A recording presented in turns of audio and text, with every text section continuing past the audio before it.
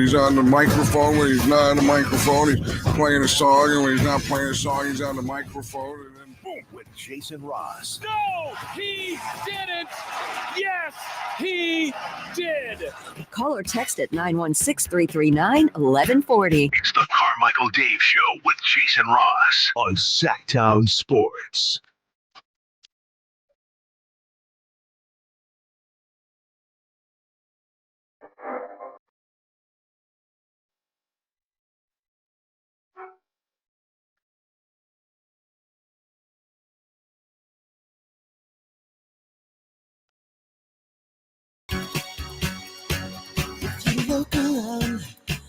Well, good morning. My goal today is to not say it's Monday. I just did. Goal. Ah. Go get there and get the ball out. That sounded like a water boy guy. Yes. Well, hey, good morning, everybody, and welcome in. That was Chris Rillard. I'm Carmichael Dave. That's Jason Ross. Hi. Hi. It's not fall yet. When is fall? Like later this month, right? Like probably September 22nd or Yes. some crap. I think it's like November 15th. Doesn't it, right? By the way, it's gonna be like 100 degrees a bunch of times. Yes. 106 was a high I saw. This week? Yeah. Yeah, it's just Sacramento being a D is what it is. It just is. Yeah, it's just localized here. That's it. Well, I don't care about it anymore. It's like just 100 today, 104 tomorrow, 105 for NFL kickoff, 102 Friday, and then it starts cooling down into the high 80s. A beautiful weekend ahead. Next week. Well, let's see. Well, 102, 94, 90 over the weekend. Gross. Not terrible. Yeah. I mean, 90. Our scale has changed. It has. Yeah. But it is September, so we're getting closer. But it was crisp this morning. It was, I don't know if it was quite crisp. It was crisp. No, yeah, crisp is good. I had I had to turn on the little floor heater outside. Yeah. Oh, guys. I'm attempting to dazzle Dave. It was a little, and by, I don't know, what's the right way to call it? I want to make that sound better than it's it was. A furnace. It's like a little. You have a space heater in your car? But no, in my little, I go outside and work in my little gazebo, and I have it's like a little cube on the ground. Oh yeah, and the rat chases the cheese and warms up yeah, your feet. It's like a little portable heater. Yeah, it's just like a little $20 space heater. Yeah, that I also sometimes. And then what happens is, inevitably, because the dogs all come out, and then what happens is, this is where Gus the bus is smart. Is they'll go do their stuff, and then the heater's like, I don't know, 2 feet in front of me, warming my legs. Heat rises. And then what the bus does is he comes over and he sits right in front of the heater, just like blocked. Sup, dude? Which is fine. Yeah. I give him a little pet, little pet on the ears and all that. A hot tush. Well, no, he faces it so it like warms his doggy chest, right? Yeah. And it's cool, and I'm typing away, and he's doing his thing, and then inevitably. And oh god, and it doesn't make a sound. Good morning. It just hello. Now it's time for you to smell one of mine. That's exactly right, dude. Whoever smelt the Delta. It was yeah. It's like smelling salts, dude, because there's no sound usually. Yeah. And I'm just doing my thing, and all of a sudden, golly, Gus. The other dogs leave. The other dog, well, Gracie's off doing God knows what. Nacho's Cocaine. by the door shivering, trying to figure it out. And I've literally picked Nacho up and set her down in front of the heater and like pet her, like, hey, heat, because she's a little chewiener. And all she does is shiver and try to burrito herself into some form of material, blanket, clothes. Her favorite place to hang out is in our closet in the dirty clothes hamper. She jumps up and then burrows herself down, and I'll go in there and I look down, and all I see is like a dog muzzle and eyes looking out of it or through the little holes. Like in E.T. Chris, that is exactly it. Just a little dog E.T. looking at me. Did you ever see that one meme where the guy was like, glad E.T. didn't come to my house when I was a kid because me and my friends would have beat that thing with hammers? That would have been a whole different thing. What a meme. By the way, E.T., another movie that could get reimagined. just like In horror which way? Oh, movie. horror Horror movie, movie, like yeah. if they were bad. It was originally supposed to be a Well, horror movie. there was a sequel. There's a Yeah. sequel that was all written up that they almost did where there was a little That bit bike ride would be different. Ellie. Yeah, exactly. It's a guy Yeah, E.T. He's got walkie-talkies. packing heat. Phone home, bitch.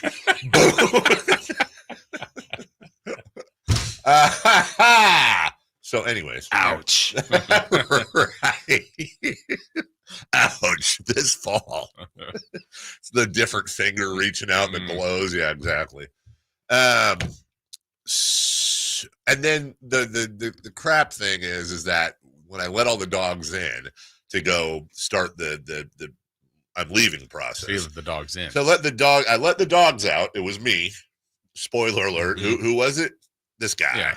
Then I let him in, and that's where, let him in, go up, shower, grab lunch or breakfast or whatever it is, a little bag, hit the road, right? So when I let them in, dogs all come in, shake off, and they kind of meander. Half the time, my wife falls asleep on the couch downstairs, and that's where she is in the morning. So that's great. Half the time, she's upstairs. Gracie, who, again, I just want to reiterate, is a total psycho, just an absolute psychotic dog.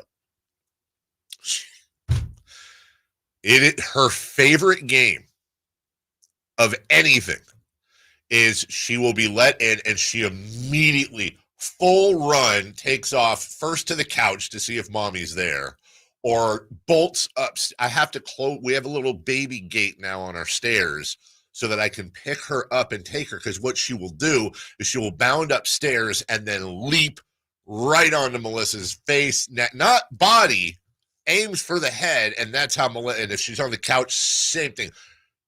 This morning, Melissa was on the couch. Gracie goes in on the way to running towards the couch. She somehow, without missing a stride, she has a little stuffed octopus with a bell. That's like her favorite toy. She grabs the octopus in full stride, jumps up on Melissa, and just slaps her with the octopus. And I always feel bad because, hey, that's not a great way to wake up. Right. But that's who she is. That's the dog she is right now. Melissa was actually online, and I found this hilarious looking at we're getting these treats for her that are like dog. This sounds so bad. They're like doggy CBD treats. Okay. That's a big thing. I didn't know that. You're basically, I know you're not getting your dog high, but you're trying to naturally relax it, huh? How do you know? Well, yeah, true. Well, Jason, the CBD right, exactly. doesn't have these causes effects. And One is enough. We had a big scare when Gus was, he was under a year old, so I guess he was still a puppy. But we had this huge scare, man, because so we had this friend come over, right? And he smokes stuff, which we don't condone, right? Of course, live clean. And apparently he dropped a chunk of it on the ground. We know this because we noticed Gus was chewing something, because anything on the ground he'll eat. They'll just eat it. They're little Roombas. And Mel caught him in time to pull like the stem out of his mouth. We don't know how much it was. Right. And then we're like immediately looking stuff up, and it's not you're not supposed to do that. It's not supposed to happen. And so we're like, oh, well, maybe it won't, because it says, well, in small doses. Well, maybe it won't affect him. Well, at one point he's, on the couch with us, and we look over and he's just panting, and there's like drool coming off his mouth. I can see my feelings. What is happening to me? He is not having a great time. It's like 1 a.m. and we're on the phone with it. We're up. We're on the phone with a vet. They're like, well, you can bring him in, but only if he's like not breathing, or it should be fun. You just gotta. We basically, when Gus was a puppy, hung with him through his bad trip, right? Petting him and letting him know everything was going to be okay. We actually had a water dish we put up on the bed. We're up to like 4 a.m. just monitoring him. And those aren't like one time Nacho, when we first got her, got into the kids' Halloween candy and probably ate about 100 pounds of chocolate, which not great for dogs. Same thing. Like we honestly thought we might, have to go to the emergency room. She just ended up making quite the mess everywhere. Dogs kind of like kids, but can't tell you what's going on. Right. Anyways, how was your weekend? It was good. I see you're donning the Creed shirt. Hello, my friend. Yeah, it was. Did you see Nate? I didn't. No, I didn't see anybody I knew. Oh wow. I really didn't. I was At the Creed concert? I was kind of surprised. The best part of the show was us, another family, or the family we hang with. It was super cool, man. It was cool. There was all the kids first kids concert. liked it? Yes. My daughter absolutely loved it. Even my son was kind of bobbing his head along. That's okay. It's just fun. They loved it. It was so cool. The only thing, the reason I paused is that one of the other kids, he's autistic, and so he had the noise the bright lights, a lot of stuff is very and he wanted to go so bad, but that was kind of the focus, was to make sure he was okay. So he had the noise canceling headphones, and he has kind of a hoodie he can pull over his head if things get a little too intense, and he made it through about 3/4. And he's kind of my guy. We've bonded, a long time. I've known him since he was tiny. And so we took a couple walks around the concourse, and then finally found a place where he could kind of sit and watch it. It was on some TV screens out there. So other than that, which still, the fact that he even made the attempt was awesome. I was really proud of him. It was great. And look, if I get it. You're not a Creed fan. I understand. Totally get it. If you are a Creed fan, the craziest thing is, first concert Melissa and I ever went to. And so to be able to do that 20 years later or whatever with the kids was kind of a cool thing. They didn't miss a beat, which is crazy because my expectations were so low. I mean, look, it's 25 years after they broke.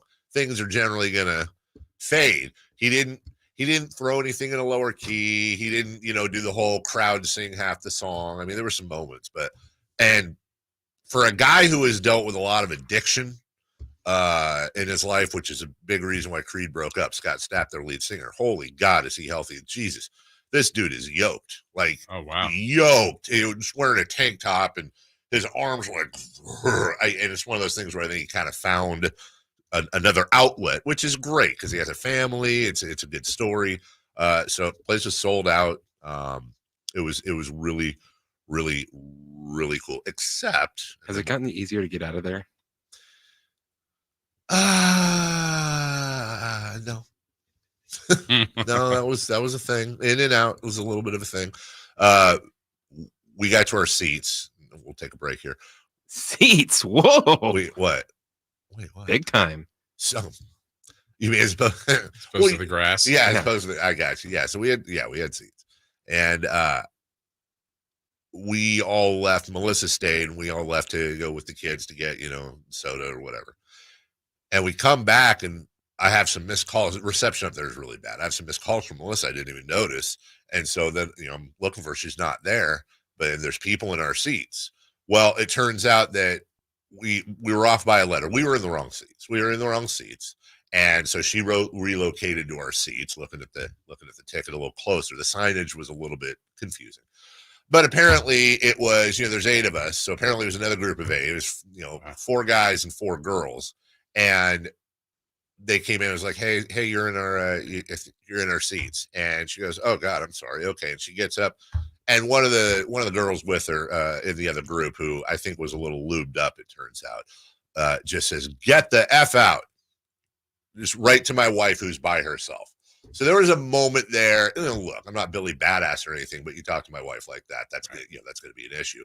And there were, Melissa's like, just let it go. It's cool. Just let it go. Which she's right. Our kids are there. What are you going to do? Go up? They're going to fight them all. Right. Just fight all of them. Everybody that'd be great. Hey kids, sorry about the concert. Yeah. Daddy got in a fight. Yeah. We'll listen. I'm freaking jacked. Yeah, exactly. So that was an unfortunate beginning. And just to whoever that was in that box with whoever that girl was who decided to say, get the F out to my wife. Good human. Just Feel good about yourself. Man, to have something like that happen at a Creed concert? Hey, you know what? I don't appreciate the stereotype, okay? I don't appreciate the stereotype at all. Creed fans are fine, not young, upstanding people. Anyways, you should have gone, Chris. You missed out. Bet you Nate loved it. Did you talk to him? No, why? Why? Why would you talk to Nate? That's a great point. We'll take a break on that.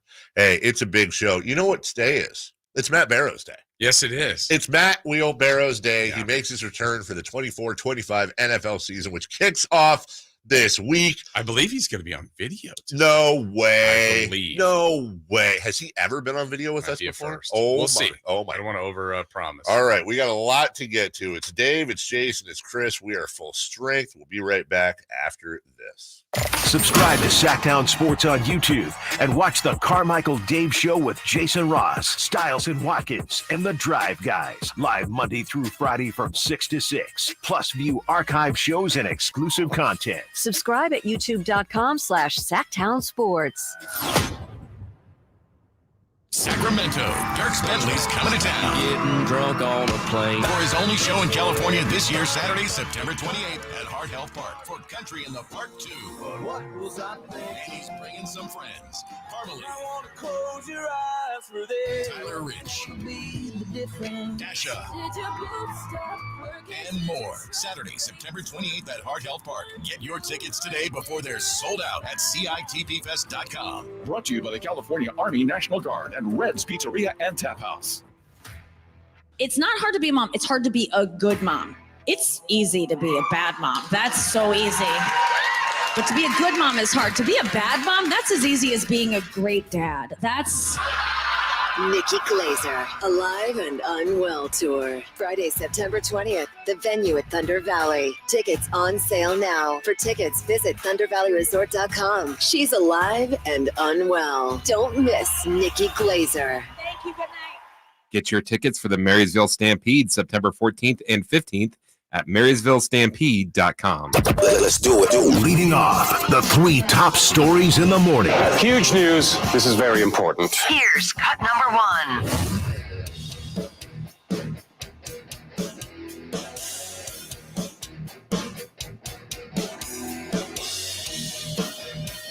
All right. That should be sound, but it's Monday. And just not to go behind the scenes too far, but It's not. yeah.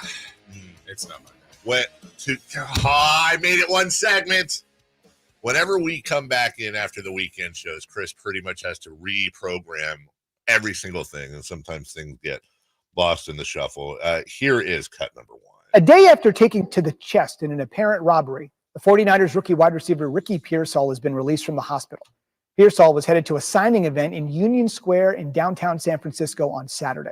Now, his mother, Erin, posted on social media that the bullet entered his chest, exited his back, and missed any vital organs. The team put out a statement thanking the police, emergency services, and all of those working at San Francisco General Hospital for their help. Yeah, I saw that come across the wire. Like I've got a ticker tape in my house. You know what I mean, though. What's this? Yeah, what's this? Oh, look at that. Hey, yeah, I saw that show up, and I honestly thought it was a stupid joke at first. What, Ricky Pearsall got shot in the chest? What are you talking about? Yeah. What kind of stupid idiot joke is this? You want to talk about like just all kinds of emotions. Oh my God. First off, this young man. Frightening. Secondly, you hear shot in the chest. That ain't good. Look, shot anywhere is not great, but holy crap. Is he going to live? Right. What's going on? Then they show him walking to the ambulance. Wait, what is going on here? Apparently there was an interaction with a police officer who did a great job at calming him down, and he needed to catch his breath, which who would not be hyperventilating if something like that happened? He was asking, am I going to live? All that. The fact that football is irrelevant when it comes to this. The fact that he was put on the PUP list and will miss, it says 4 games at minimum, but the fact that there's even a conversation about him playing football this year and released from the hospital that day. Which, wait, what? Right. Which I look, I don't know the details. What I hope, obviously, it was is like, because apparently he was struggling for the gun with the assailant, who was a 17-year-old. And what I hope is it went off when they say shot in the chest, like it like flipped off some skin on his chest and like was a superficial wound or whatever. I mean, I think shot in the chest. I'm thinking shot. Right. Either way, just an absolutely scary moment. Also, and this is just society, just a very scary moment, which a young man's life could be in danger, and the worry should be there. And of course, half the things you see are ugly statements on whatever, which just goes over the top. It's like, dude, can we just focus on this and not make everything a thing? But I don't know how you can call somebody being shot in the chest and come out of there feeling good. But I guess what I'm trying to say is, for such a horrible thing to happen, and thoughts with he and his family, it appears that the outcome of shot in the chest is about as good as that outcome can be. And we are all incredibly thankful for that. And again, football is irrelevant. Right. Just happy that he is, he appears to be, and will be fine. Also, now, again, there's no segue. Right. So pause. Yeah. You may be seeing it around, but it sounds like Brandon Ayuk last week. Trent Williams looking to sign his deal this week. This is becoming, we always said all along, this is becoming a very regular thing with the 49ers, whether it's Debo, whether it's Bosa, Ayuk, and now Trent Williams, that, thank goodness, everything just seems to fall in place. And of course, Trent Williams gets to miss all of camp, which he didn't want to do anyways. Come in, suit up, and be ready to go. And the good news is they've got an extra day until Monday. 6 days from now, though. But that is a tremendous boost for the 49ers. You do not want to be, and we said this, as much as we love Brandon Ayuk, you got to have Trent Williams there. Yeah, we said he was the more important one, according to his brother, his agents. Sounds like he's heading back at least to San Francisco, working on the deal to rework his contract. So I don't think it's 100% finalized, but it sounds like all towards the progress of that happening, which is good news for them and for him. Number 2, please. Cut number 2. Castellanos takes a knee, and the Eagles are going to walk out of Tallahassee with an opening night win. They have knocked off the number 10 Florida State Seminoles 28-13. BC never trailed. That's the clip. I mean, so much college football over the weekend. That's the amount of people, whether it be on the personal text or on social media, are like checking on my mental health. Honest to God, guys, I'm really fine. Like, I'm 100% okay with it. I'm not okay with it, but this is, I'm feeling like that. It's fine. It's fine. Everything's fine. I'm okay. No, we talked about this last week after the Georgia Tech loss. This is not a good team. This is, in the end, probably. But they're ranked 10th. It's so stupid. It's so stupid. Florida State lost in Ireland to Georgia Tech, who always plays. So Georgia Tech, Louisville, and Boston College always seem to play this team tough. But it's not a good team. You lose Jordan Travis, you lose Jared Verse, and Mike Norvell, their head coach, did not do, at least in first appearance, a bang-up job recruiting in the offseason. It happens. This is not a good team. This is probably a 1 or 2 games above 500 team playing in the Poland, Weed Eater, Liberty, Cheez-It, Limu, and Doug Bowl. Yeah. And that's whatever. It's fine. They had an undefeated season last year during the regular season. It was a great year. Have all the trust in the world in Norvell, although he coached like ass last night. It was just not a great evening for Norvell. But college football is in full swing, and Georgia is beating the hell out of Clemson, and my goodness gracious, you guys got a nice little 3-point Hawaiian victory. 3-point blowout. Hey, whatever. USC probably should have lost that game, but shoulda, woulda, coulda. Yeah. They got the victory. That's all that matters. It's the first game of the season. Things happen, but college football is back. Yes, and it was great. Good way, and it was really extended, right, with some games on Thursday to Saturday, Sunday, Monday. It all kind of fit in now perfectly on its normal Saturday routine, but I'm glad it's back. Number 3. Cut number 3. Winding up in the clock at 10 seconds and ticking. In the shotgun, Mahomes. 4-man front, receiver in motion, low snap. He runs and he throws, caught, touchdown. It's caught. Hardman caught the ball. The Chiefs have won. The Chiefs have won. The entire bench empties. Chasing Mahomes in the end zone. Their third Super Bowl in 5 years. The Chiefs are back-to-back. All right. This is a Right. Why? There's you had a whole war. You went back-to-back Florida State, and then that. You knew what you were doing. That was the last play of the NFL. So what? So you could have played anything.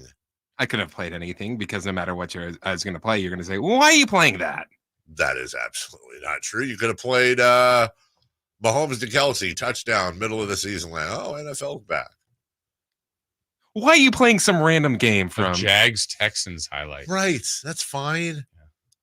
I mean, at any point you go, play, you had all this college football over the weekend. You had to pick the team by. Well, that was the big one. You're what? Yeah. Hey, NFL is here. Did you get all your drafts in? Did you do everything? Do you have any left?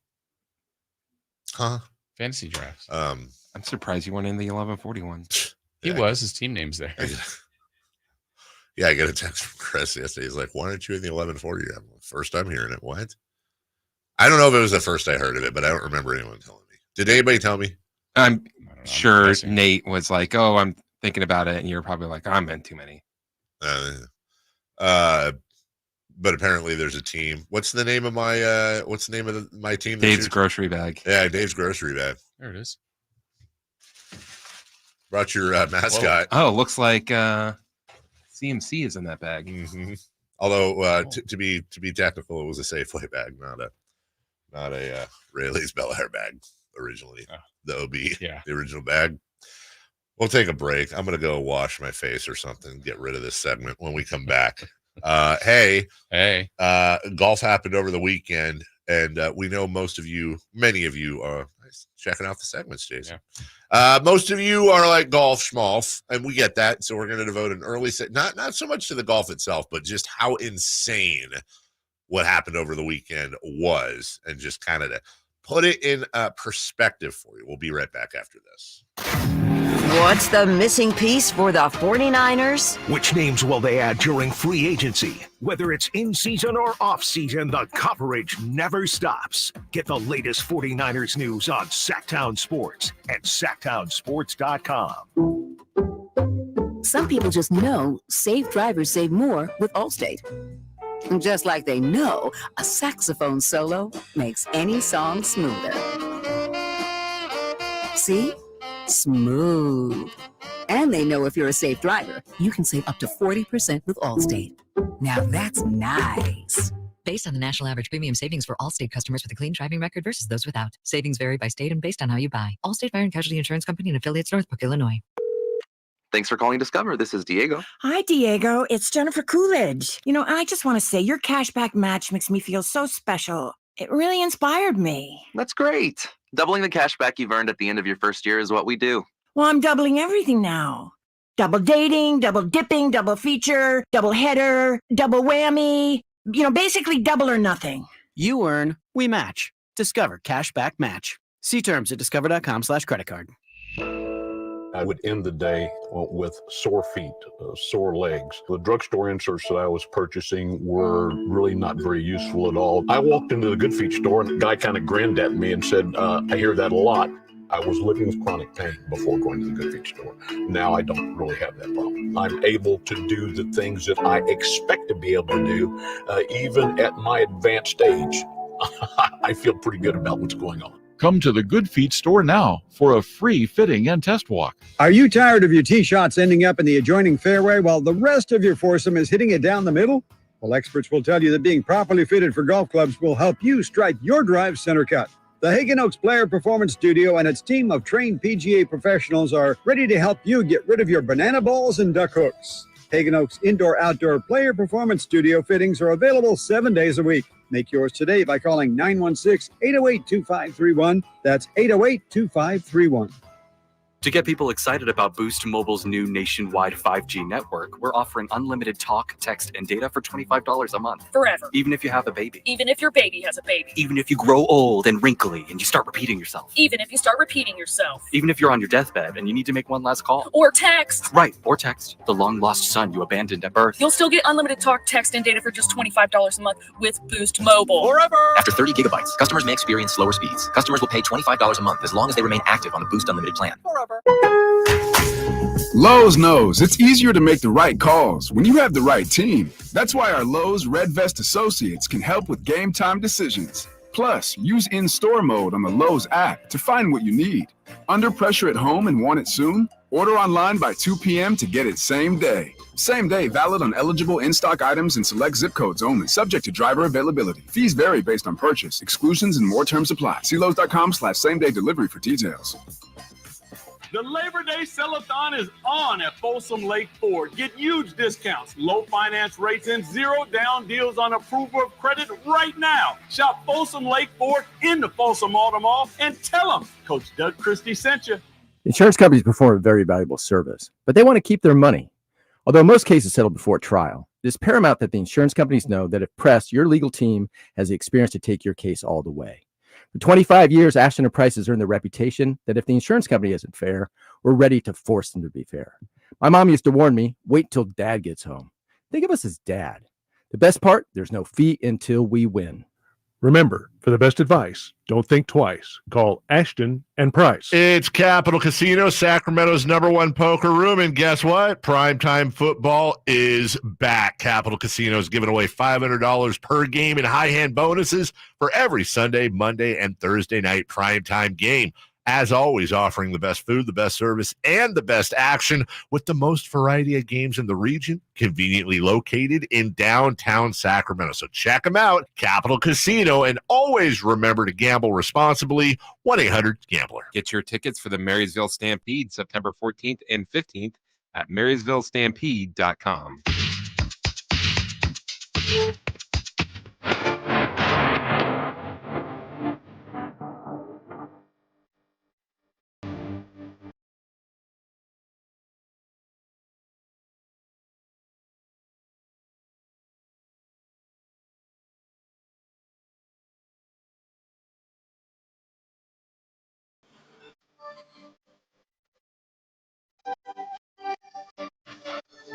The Carmichael Dave Show with Jason Ross Call or text at 916-339-1140. on Sacktown Sports.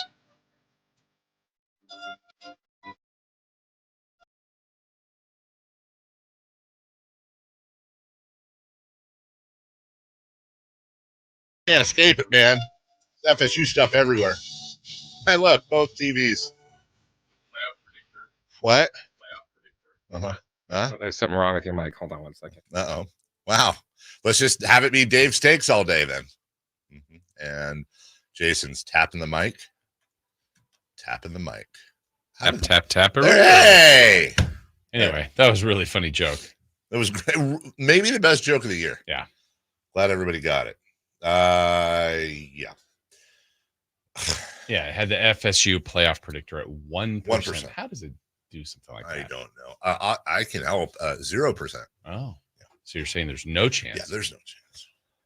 They were saying there was a chance. That's not good thing.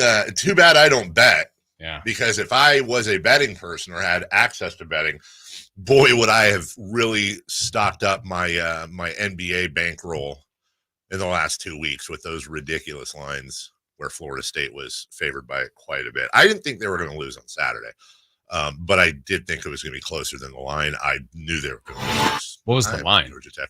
Let's see. It was FSU. God, was it 10.5 or something?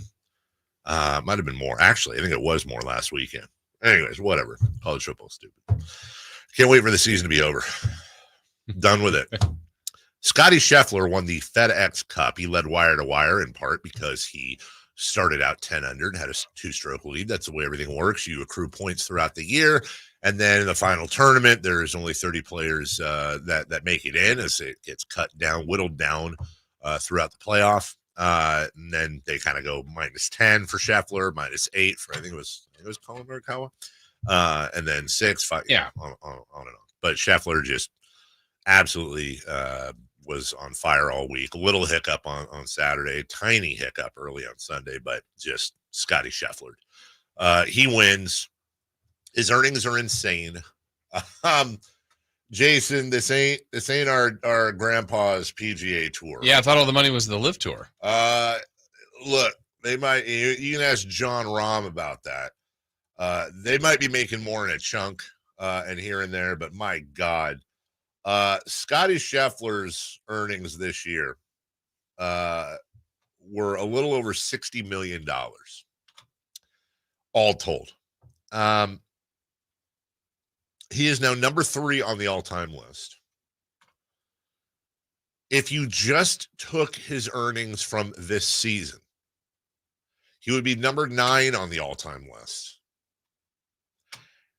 And his caddy, assuming Scheffler follows the standard, caddy gets 10% of the purse, his caddy would have finished in the top 20 this year on the money list. And just on the caddy's earnings alone this season, not last season and the season before, Scheffler's been on this insane run. Just this season, his caddy, his earnings from this year would be ahead of the lifetime earnings of players like Lee Trevino and Johnny Miller. Wow. The money, and by the way, great, good for them. Yeah. Awesome, super grand, wonderful. But it really just, there's a lot of money now. And look, it has to be this PGA versus Live Tour, Live PGA, blah, blah, blah. That's a whole different topic. There's one thing that is undeniable, and that is that the presence of the Live Tour has helped.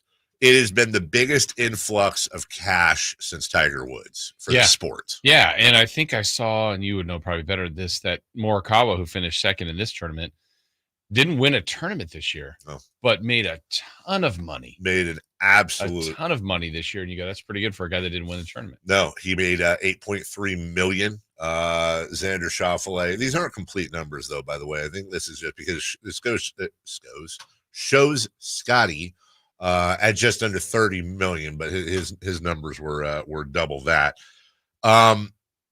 Yeah, there's just a ton of money involved. And Jason, when you look at the money just from the tournament, this tournament itself, you've got guys finishing down the list that made more money than generally people would make from winning the Masters. Right.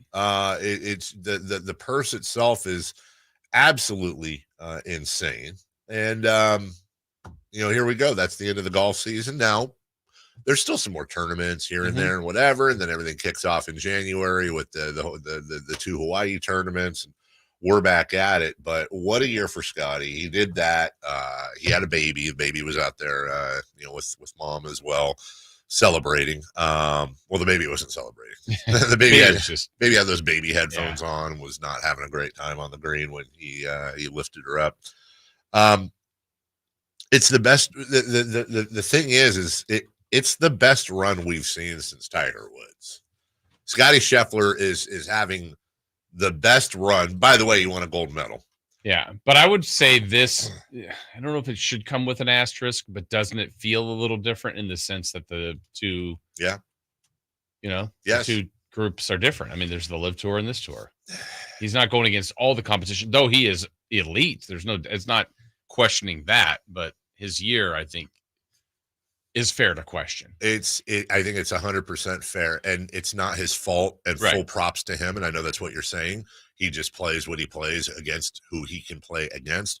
But you're right. You have we just mentioned John Rahm and Bryson DeChambeau and so many other golfers that are phenomenal that are on the Live Tour. Yeah, that's gonna. And what's really interesting is the other guy should be cleaning up on this, because you still have Xander Schauffele, and as you said, Colin Morikawa, and Schauffele had, he'll finish runner-up for Player of the Year to Scheffler, and might have actually in some cases had the edge coming into this tournament. But you've got other guys that should be like Rory McIlroy. This should be a chance for him to be cleaning up too, and he's just kind of doing. He's had a fine year, but just not a Rory McIlroy what you think he should have year. what I find interesting about Scheffler is you think about the run he's been on for the last few years. You think about the dominance he's had over the last few years. Now you're a golf fan. I'm gonna put you on the spot. How many majors has Scotty Scheffler won? I think it's 2 or 3. 2 or 3. How many major tournaments, I guess I would say, between the 4 of them? How many does he have in his pocket as far as trophies go? So like Masters, U.S. Open, British Open, PGA. How many has he knocked out of the 4? Oh, that's what I thought. Yeah. Major 2. Yeah, 1. The Masters. Oh, I see what you mean. But he's won 2 Masters. That surprised me. Yes. Yeah. That surprised me, honestly. Yeah. And then you think about it, you go, oh, yeah. Scotty Scheffler, for all this run that's happening, he won the Masters twice. He's finished runner-up at the PGA and the U.S. Open in 22 and 23. And his highest finish at the Open Championship is 24. And again, that's a little bit of the line of demarcation between he and Tiger. Now, I say that as we wrap up the segment. And I know this is the smallest of sample sizes. But to your point, the 4 majors are the 4 tournaments left in the world that are open to everybody. Yes. So to kind of underscore what you're saying, no credit away from Scotty Scheffler, who's not just having a great run, but a wonderful ambassador to the sport. But then when you look at the majors where everybody is invited, everybody can play, he's got one. He's got the Masters. And you look back at a guy like Tiger Woods, and that's just what separates him, the most dominant run in golf history, where it was just him versus the field. Yeah. And he was favored to everywhere and anywhere. Everywhere. We'll take a break. When we come back, well, we're in September, kids. Baseball pennant race is here. Safe or Oot joining us. Well, not joining us, being a part of the show next. The NFL's leading rusher plays here. The handoff to McCaffrey, walks in the end zone. Handoff to McCaffrey, takes it right down to the goal line. He does his thing again. McCaffrey goes in motion right. Backwards pass led by Juszczyk. A block there. Hurdles a man. 10-5. Touchdown. CMC. You can hear all of Christian McCaffrey's touchdowns on your home for 49ers football. Sacktown Sports. Dan owed an unbelievable amount of money to the IRS. I got behind on my taxes. It's a horrible feeling. He was in denial. And when I got those letters from the IRS, you wanted to act like they didn't exist. Finally, Dan turned to Optima Tax Relief, the leading tax resolution firm. A+ rated by the Better Business Bureau, they've resolved over $1 billion for their clients. Optima got me a settlement with the IRS. These people are really people-friendly. It was every bit of a new lease on life for me. The fast action and the great results made Dan's head spin. I felt like I was in a dream, but it's real. And I have paperwork to prove it. They got the job done, and life is good. For tax help you can trust, call Optima now for a free consultation. If you're worried about what's going to happen with the IRS, stop worrying. Make the call now. Call 800-343-6460. 800-343-6460. 800-343-6460. Optima Tax Relief. Testimonial from an actual client. Some restrictions apply. For complete details, please visit OptimaTaxRelief.com.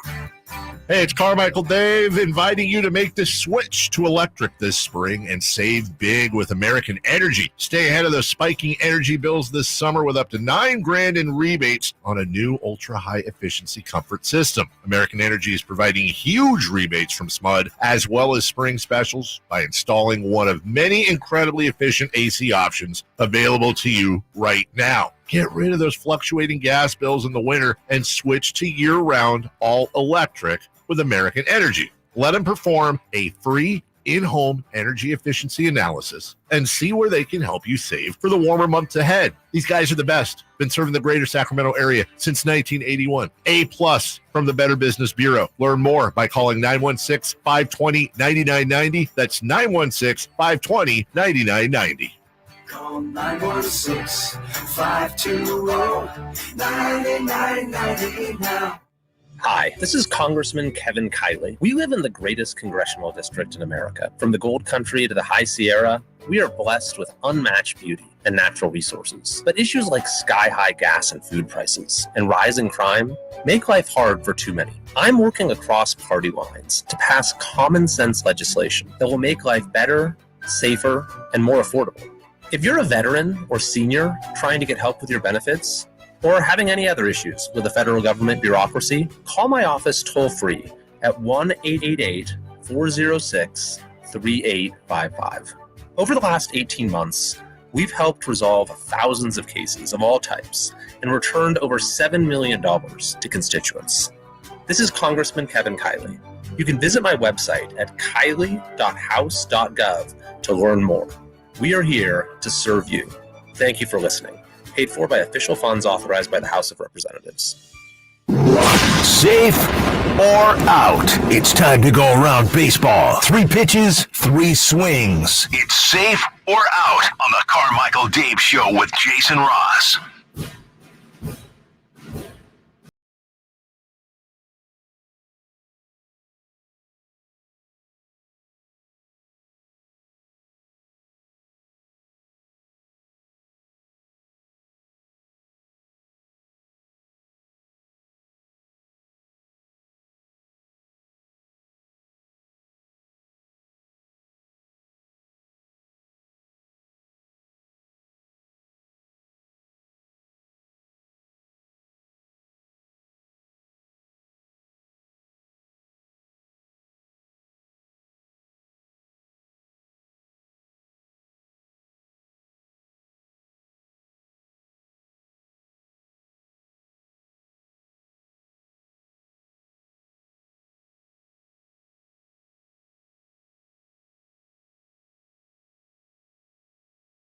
It's always an adventure for my dentist.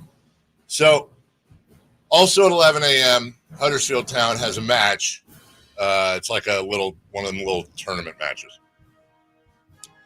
Is it rude for me to turn it on and have my AirPods in while the cleaning's happening? No. No? But then, like, what if they want to have a conversation? I don't know. I think it is. Yeah, right? No, they'll like give you a bump. Like, hey. What do you mean they'll give me a bump? Like they'll touch you on your shoulder. Oh, I got you. Not that kind of dentist. Jeez. What if, okay, Jason, all right. What if I put it on, but I don't watch it? I just kind of have my phone on the counter and it's in my AirPods, but I just have one in. And then my ear facing the dentist is open. Is that less rude? Is it still rude? No. No, I'm asking. Why do you say it's not, Chris? Because I think the dentist expects you not to be paying attention. I think that they would rather you have be distracted by something else. In Chris's, if I'm arguing Chris's side, because I do glide more towards your side, Jason, but in Chris's defense, like they also have like a TV mounted on top, and they give you an option for headphones. Oh, see? Okay. But so that's the only reason I'm really thinking about it. Is like, and they may not even know. I just have one AirPod in, but also, yeah, I don't know. Are you listening to a soccer game? Secondly, good idea or bad idea? I've been reading about it. I'm thinking about, you're going to laugh. I'm thinking seriously about going on a 4-day water fast. I've been reading a ton about it, how it like is super good for you and stuff. I mean, you like have electrolytes and I think you drink bone broth a couple times, but like it like resets your body and your organs and all that, but also not eating for 4 days. I don't know. Okay. I'll let you know when I do it. So if I start acting even more weird. If you do it, I'll do it. Are you serious? Seriously? Yeah. What if we all did it? Would you do it? I don't know. I mean, literally the whole. It's good for you? Well, I'm not. The internet says so. I ain't no doctor, but like I know a bunch of people who swear by it, which doesn't matter to me. But then reading like there's like a lot of like Science Journal and this and that, whatever, where it's like, yeah, like some of them are like 7-day, but this one says you can get all the benefits, but 4 days, you just drink all the water. And then I think it's like on day 3 or day 4, I have to read about it. You can have like this super clean bone broth, which I will happily, I'll buy the cartons. It's a specific type they recommended. I'll bring in the cartons for everybody of the bone broth, and it's beef. And you can have that like twice a day. And you can have, I think it says to put like electrolytes in your water and stuff. There's like these electrolytes you can put in, but like no vitamins, no nothing, no food. Can you imagine not eating for 3 days? 3 or 4? Well, 4. Yeah, you're right. That'd be a weird. What if the show just got weird? If we all did it, that'd actually be cool. What if by day 3, like it's just all weird and none of us know it because we're all fasting?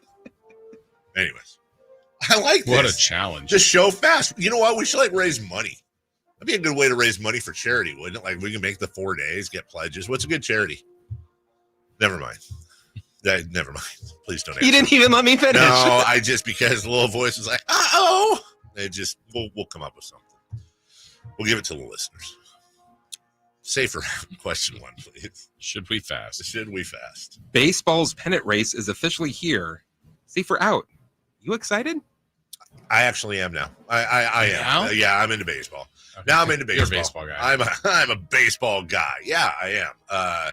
Because this is, look, I know they're never going to truncate the season the way I wish they would. But now it is kind of, it's just the natural truncation, if you will. Great word, by the way. Fun word to say. Of the season. Every game counts for a select group of teams. Don't get me wrong. But we got some great pennant races going on right now. The Orioles just a half game back of your Yankees. We knew that was coming. 3.5 behind the Guardians or the Minnesota Twins. Mariners now 6 back of the Astros, who, what do you know after that start? 7 back of the Phillies or the Braves. 5 back of the Dodgers or the Padres. So really there's one pennant race. So I say out. This is stupid. Let's just get to the playoffs.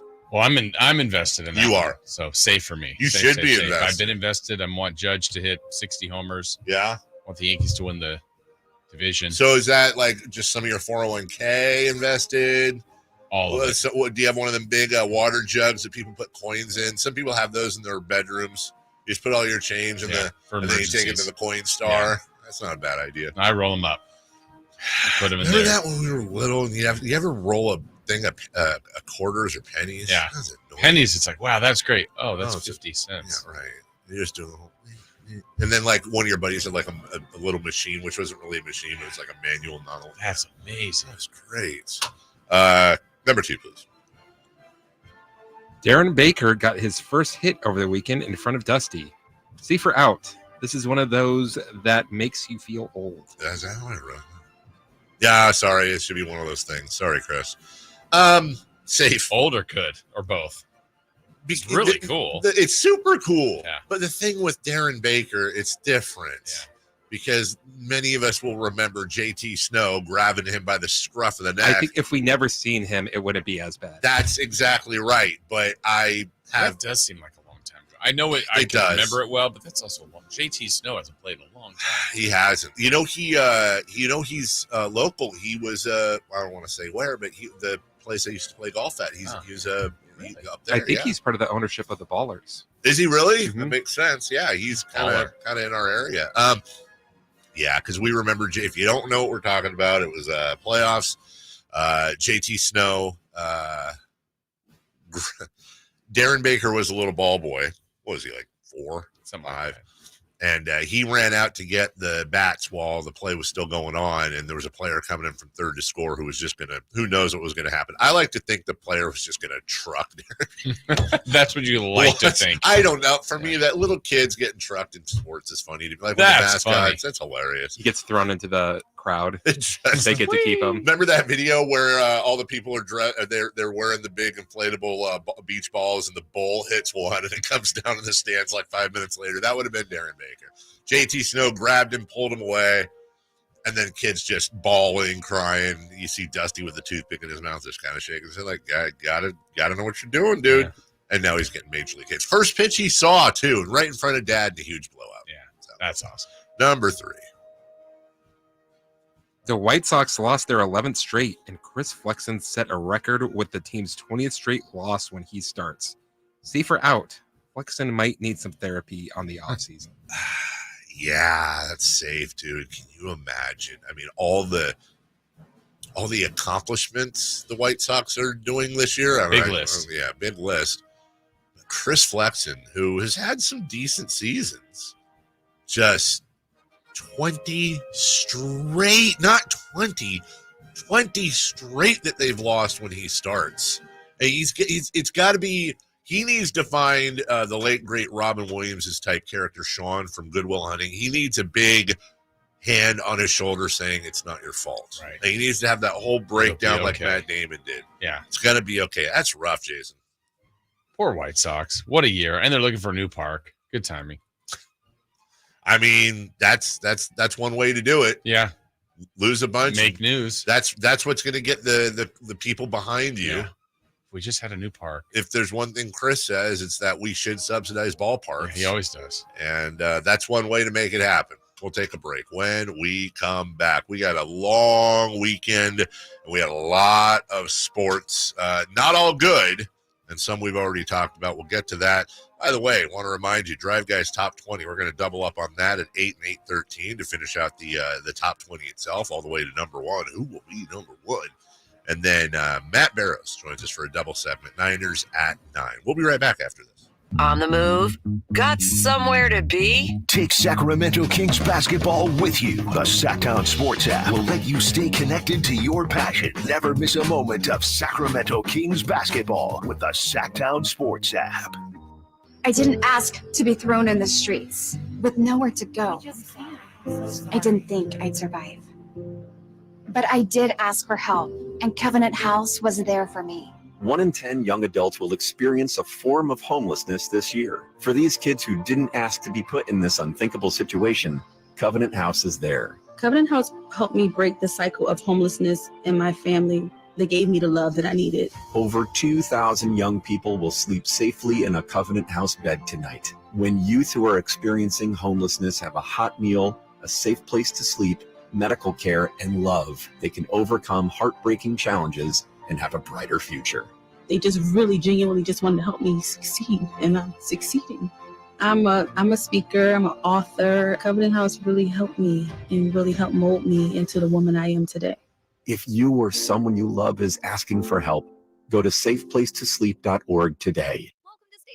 My son's teacher emailed his back-to-school list. He needs crayons and notebooks. With Staples Hot Deals, you'll find low prices on tons of school supplies. And all in stock. Oh, now they're saying he needs folders and glue. You got it. And markers? Of course. Oh, geez. Might I suggest 2 carts? Staples has everything for school in stock and priced low. Right now, 24-pack Crayola crayons and 2-pocket poly folders are only 50 cents each at Staples. Ends 9/14, in-store only, limit 10 while supplies last. Hello? Hey, it's Ted from Consumer Cellular, the guy in the orange sweater, and this is your wake-up call. Did you know we've got you fully covered? I've taken up beekeeping. I'm always covered. I'm talking the same fast, reliable nationwide coverage at up to half the cost. Same honey, half the work? Exactly. Sweet. Just call 1-888-FREEDOM or visit consumercellular.com. Savings based on cost of Consumer Cellular single line 1, 5, and 10 gig data plans with unlimited talk and text compared to lowest cost single line postpaid unlimited talk, text, and data plans offered by T-Mobile and Verizon January 2024. Sacramento, Dirk Bentley's coming to town. Getting drunk on a plane. For his only show in California this year, Saturday, September 28th at Heart Health Park for Country in the Park 2. And he's bringing some friends. Carmichael. Close your eyes for this. Tyler Rich. Dasha. And more. Saturday, September 28th at Heart Health Park. Get your tickets today before they're sold out at CITPFest.com. Brought to you by the California Army National Guard and Red's Pizzeria and Tap House. Hey, what's up, Sacramento? It's Kyle Draper. Turn up the cleanliness at your restaurant, healthcare, or industrial business with Alsco Uniforms, the official sponsor of the Sacramento Kings Mop Crew. We've got you covered with crisp uniforms, hygienically clean linens, floor mats, and, of course, mops delivered weekly. But that's not all. Alsco Uniforms also offers weekly services for first aid and restroom supplies. Discover why it pays to keep clean with Alsco Uniforms. Just go to alsco.com to learn more. Again, that's ALSCO.com. At aimyourdigital.com, we'll help you target the right audience, build your leads, and crush your quota. Take your business to the next level. Our digital marketing strategies help grow awareness of your product or service, all while building trust in your business. Our approach involves leveraging multiple tools and strategies to deliver exceptional results that are customized to your unique business needs. Don't wait to run out of sales leads. Keep your business growing. Get started with aimyourdigital.com today. When an overwhelmed injury victim calls Ashton or Price, we immediately remove their legal burden and introduce them to the very best medical care in the region. They focus on their health, and we handle all the rest. When they reach the end of their medical journey and are reunited with happiness and hope, we unleash our decades of legal experience to obtain maximum compensation. We are real, local experienced litigators, and snappy dressers too. Consultation's free, and there's never a fee until we win. Remember, for the best advice, don't think twice. Call Ashton and Price. eBay Motors is here for the ride.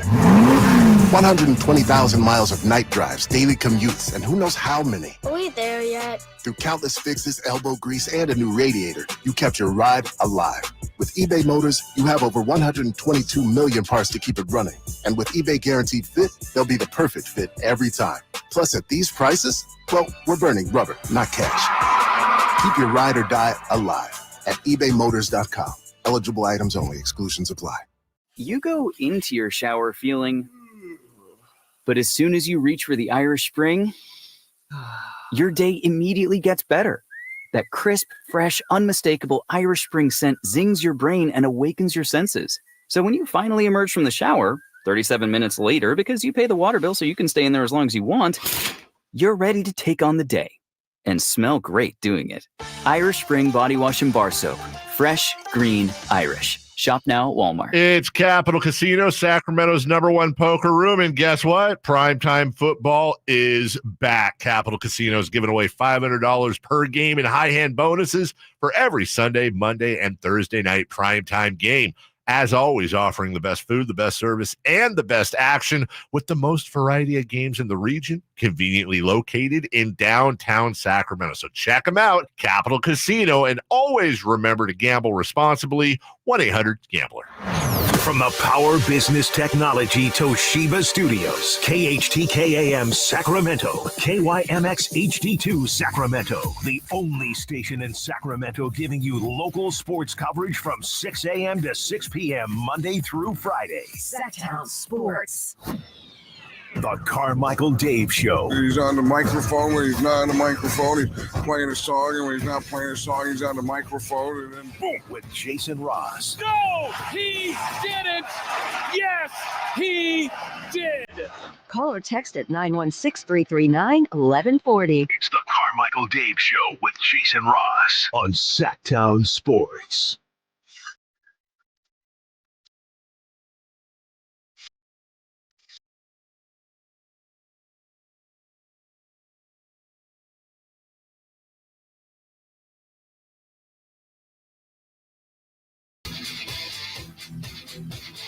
Fun with competitors, if not old friends too.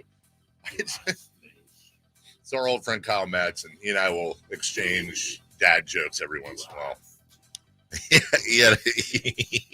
he had one that's so stupid it made me laugh. It was a big bird crime that happened over the weekend, a crime in the bird world, and the bird cop is on the scene.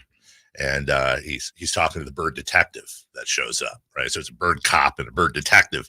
And the bird cop says, "Sir, we found 2 victims bludgeoned to death. Found two victims bludgeoned to death." The bird detective says, "Were there any murder weapons?" And the bird cop says, all we found was 1 stone. And the bird detective lowers his glasses and goes, "My God." Killed 2 birds with it. Anyway, so, it was okay. It was fun. So I texted him back, LOL, whatever. And I accidentally video called him. I don't even know if I could do that, but I put it in my pocket and I hear my phone going off and I look at it. It's a video call, which I didn't even know you could do on Instagram. And he sent me a bunch of question marks. I said, actually, it would have been a fun bit if you'd have picked up at 7:03. Yeah. Hey, what's going on, man? Fun bit. Also on Friday, my phone starts blowing up on social media. I don't know why. It's because Damien had posted an old picture from the RV trip of me and Sean Thomas. We were in LA, and Kenny Caraway, his co-host, was holding his then little baby in the picture, and he just randomly, without any context, posted it. I'm like, dude, what happened? What did I do? He's like, I guess we were messing with Kenny that day. I actually completely forgot about that, but yeah, every once in a while that picture shows up where, what was that, 14 years ago now? Wow. So that would make his, and I never reposted or anything because I always feel weird. Somebody else's kid. I don't want to do that, but, yeah, that kid's what? Sophomore, junior, something like that. He's 14. Freshman or sophomore. Sophomore? Maybe freshman, right? Talk about feeling old, dude. Also, the news continues to be amazing if you're a 49er fan today, as Christian McCaffrey is expected to return to practice. Yeah. Today. Yes, that's what I'm talking about. Let's go CMC. Also, we were talking about the Chicago White Sox and how bad they are. Well, the AL Central as a whole, WHOLE, is 38 games under 500. There are 5 teams in the AL Central. 4 of the 5 are above 500. More Niner news for you. Brock Purdy only needs 3 games this season with a passer rating of 120 or higher for the most in NFL history by a quarterback in his first 3 seasons. He needs only 1 game with a passer rating of 130 or higher to surpass Lamar Jackson for the most ever through 3 seasons. And let's remember, it's really because he came in, about halfway through season 1? Yeah, so is Brock Purdy on pace to the greatest quarterback of all time? Be the greatest quarterback of all time. And then finally, before we get into the long weekend recap here, did you know that there is you remember the movie Back to the Future, right? Of course. Did you know there was an extensive list of people? I love hearing about this, like who would have played the role to play the role of Doc that ended up going to Christopher Lloyd. I'm going to give you some of the names that these are some of the names. See if we can picture them. That Robert Zemeckis, the director, had as potentials for the character of Doc Brown before they ended up deciding on Christopher Lloyd. Jeff Goldblum. I actually think Goldblum would have worked. Right. Yeah. John Lithgow. Okay. Joe Piscopo. Donald Sutherland. Okay. Robin Williams. We would have had to old him up a little bit. Yeah. It would have been, they had to old up. Yeah, they did. You're right. John Cleese, Mickey Rourke, Gene Hackman, and Gene Wilder. Gene Wilder would have worked. Would have been great. He really would have. Chevy Chase. My God. That would have worked. I think it would have. I think Chevy Chase actually would have worked as Doc Brown. What about Steve Martin? He kind of plays that character in Hot Tub Time Machine. God, I've seen it, and I don't remember. Like he's the character that tells him how everything works and everything. I think Steve Martin would have worked. Yes. Hey, Steve Martin. Yeah. But but here's my thing with Steve Martin, though. Does he have the hair? The hair of Doc Brown was always, I feel like, part of the character. Right. Danny DeVito. It would have been different. But I feel like, if it was Danny DeVito originally, would we be like, I can't imagine anybody else doing it. This is one of those few ones where, as you say the names, I'm like, oh, that totally could have worked. Yeah, a lot of the times it's just like, really? You wanted them to play that? John Candy, I think would have worked. I think it would have worked. He's funny. He was hilarious. I think John Candy would have been better as the dad. As Crispin Glover's part? Mm-hmm. Ooh, I don't know, man. That's actually a more difficult one to imagine for me because Crispin Glover is such a wackadoodle and was perfect for that role because it's so. Maybe it helps. Maybe it doesn't help. I'm thinking of his character in Stripes. It's kind of like the dorky. Which, by the way, I saw the end of that over the weekend. That's weird you bring that up. And I haven't seen any part of Stripes in probably over a decade. And I watched the whole end scene where Hulk is holding on to the top of the tank. Yeah. Henry Winkler. Fonzie. Eddie Murphy. I don't think they could have gotten Eddie Murphy anyways. No chance. But, okay, present day, I get it. Whatever. Bill Cosby. No. Remember, 1980, whatever. No. Mm-mm. And then finally, Michael Keaton. Michael Keaton would be great. I think Michael Keaton. Michael Keaton is like such an underrated actor. Saw some of Mr. Mom this week. Could agree. Wow. That was on. Oh, Terry Garr, one of my first ever crushes. Yeah. I haven't seen Mr. Mom in forever. And for some reason, my favorite Michael Keaton role might actually be from the other guys. He's doing the whole TLC thing. Yeah. Just every time just kills me for. Come on, no Chief. What? Nothing? No. What's talking about? When he's in Bed Bath and Beyond, he's just like, oh wait, that's another. It's my other job, But guys, stay in groups. No, Ben Bad, like his. Anyways, that was just a. It's good to see him making a comeback. Why is number 3 on 3 for Madness? Hey, that's for you. I wrote that. I had a question there. What was it? Hey. All right, I got to think of the 3 for Madness. Wish you wouldn't have spoiled it. I'm just looking down at this segment. All right, you know what? I will ask the 3 for Madness question. I will ask number 3, and I don't know what it is yet. I want to try to find out. I got to remember what it was this morning I wrote down. I know it was more than hey. It was the dog heater. That's right. Yeah, the dog was doing something. You're like, hey. Maybe I had it on dictate. Hey. All right, so to go over the full weekend, we talked about Darren Baker getting his first hit in the majors. That was very, very cool. College football's first full weekend. Again, I know they can't, but I wish we'd had college football like 3 weeks ago starting. Yeah. Because now you get college football, the NFL on Thursday. And once the NBA starts, it's like, wait, everything's happening at once. Yeah, everything is, and that's also coming up in baseball playoffs. 3 for Madness.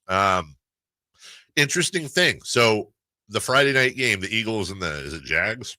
Eagles and Packers. I always feel like it's the Jags when it's out of the country. Okay.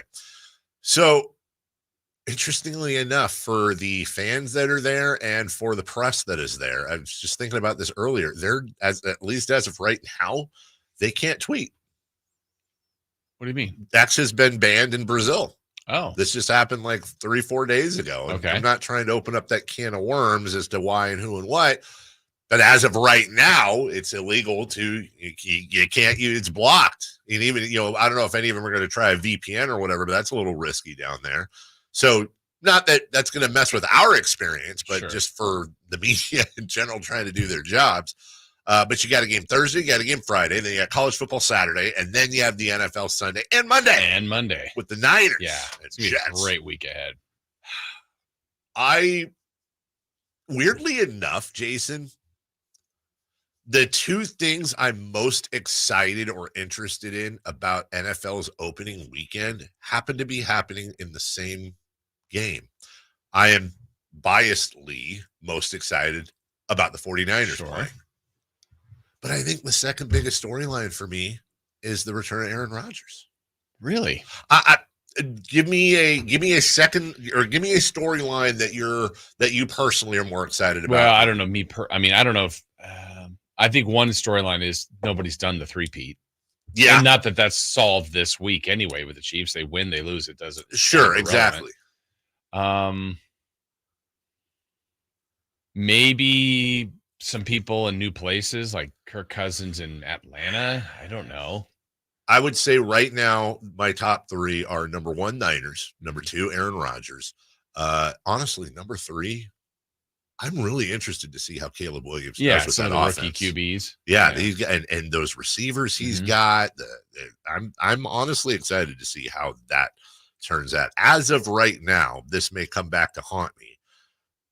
I have Jordan Love, Aaron Rodgers, and Caleb Williams on my fantasy team just because I take Caleb Williams last.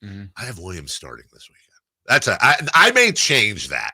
I'm not starting Rodgers against the Niners. You're not going to start Jordan Love? I probably should. I just have this sneaking suspicion Williams is going to have more fantasy points. Okay. He'll run in a touchdown. He'll, I don't know. Fantasy. But I do know this throughout the year. There's going to be a lot of us talking about our fantasy teams because that's what people want to hear. They want to hear us talk about our bad beats. Our bad beats. But yeah, I think storyline, we'll get into a lot of this later this week. We're going to have predictions, MVP, Super Bowl champion, blah, blah, blah. We're doing the AFC and NFC South today as we begin to wrap up our previews. Matt Barrows will join us at 9 for Niners at 9, and a lot to talk about there. And we have the return of 4 down territory. Oh, we do. Oh, my goodness. 4 down territory. Why didn't I even mention that? 828, bad host. Ooh, quarterback edition. Yeah. Is that collectible? Yes. Whoa. Yeah, people are waiting in line for it. They are. Yeah. They are. So a lot of great stuff happening. We'll get some King stuff in there as well with the top 20. We'll double up on that segment as well, according to the afternoon show and all the people that did vote. We'll take a break. Quick 30-second break. When we come back, 3 for Madness. We've got a which is more exciting Which is a better in-person experience? We got a question there. And hey, as of right now, number 3 is hey. So we'll figure what that out is. We'll figure out what that is. Yeah. But in the meantime, let's help you figure out what to do when you have somebody come to your house and they want to work on your HVAC system. And you say, all right, well, how much? And they say, well, this much. And you go, oh, well, that sounds great. Look, I've been talking to you guys for about a good solid month about just one thing with American Energy, and that's the second opinions. But let me just bring up again how we don't know how much an HVAC system is supposed to cost. We don't know how much a repair is supposed to cost. We absolutely don't. Let American Energy help you out. If you've already, first off, go to American Energy first. Just save yourself some time. But if you've gone somewhere else, shame on you, but we've all made mistakes. Let American Energy come out to your house for free. Let them look at the exact job and then compare what they say it'll cost to the cost you already have in your pocket. Heavy odds, you're going to save money. Heavy odds, you're going to save money. 916-920-9990. That's 916-920-9990 or AmericanEnergyAir.com. American Energy, making the uncomfortable comfortable. When we come back, 3 for Madness next. Did you miss any part of our live local shows? Don't worry, you never have to miss them again. Check out sackdownsports.com and search our podcast page and play our shows when you want. The Carmichael Dave Show with Jason Ross, Stiles and Watkins, and the Drive Guys. Plus, other podcasts like Return of the Empire, Return of the Roar, the Stingers Up podcast, and Golf to Go with Frank LaRosa. They're all available right now on sacktownsports.com. 3 questions, 3 answers. It's 3 for Madness on the Carmichael Dave Show with Jason Ross. Here's question 1. All right, AFC South preview coming up at 7:30. In the meantime, it's Chris Roulade. It's 3 for Madness. Question 1. Which is more exciting, this week or NBA tip-off week? There's nothing I get more excited about than the Kings and the tip-off of the NBA season, but specifically the Sacramento Kings. But in the spirit of the question, what I'm going to do here is I'm going to remove personal bias as much. Well, the whole thing's personal bias, I guess, but I'm going to remove the Niners part and I'm going to remove the Kings part, because as much as I love the Niners, there's no team I'm a bigger fan of than the Kings. So that's going to trump everything. But I would actually say for me this week is more exciting because it's not just basketball. It's Monday, September 3rd, Tuesday, September 3rd. We're now in official pennant race in baseball. Mm-hmm. College football had its first big weekend. We're about to get the NFL back, and we'll have every Sunday full of NFL football until late January, early February. By the time the NBA hits, obviously it's going to be overload, and I'm going to be incredibly excited. But in the big scheme of things, Jason, it's this week. I think there's so much more to the NFL opening up, and what I mean by that is most people, not everybody, but a lot of people are in fantasy football. So that's an add-on. You probably have your favorite team. That's an add-on. Maybe you're in a survivor league. That's an add-on. Whatever it is. And then kind of people seemingly have a Sunday routine. Like out here, I think we have the most beautiful setup with games starting at 10. Get up, have some breakfast, watch whatever version you do, whether it's the local TV, Red Zone, mini games, the ticket,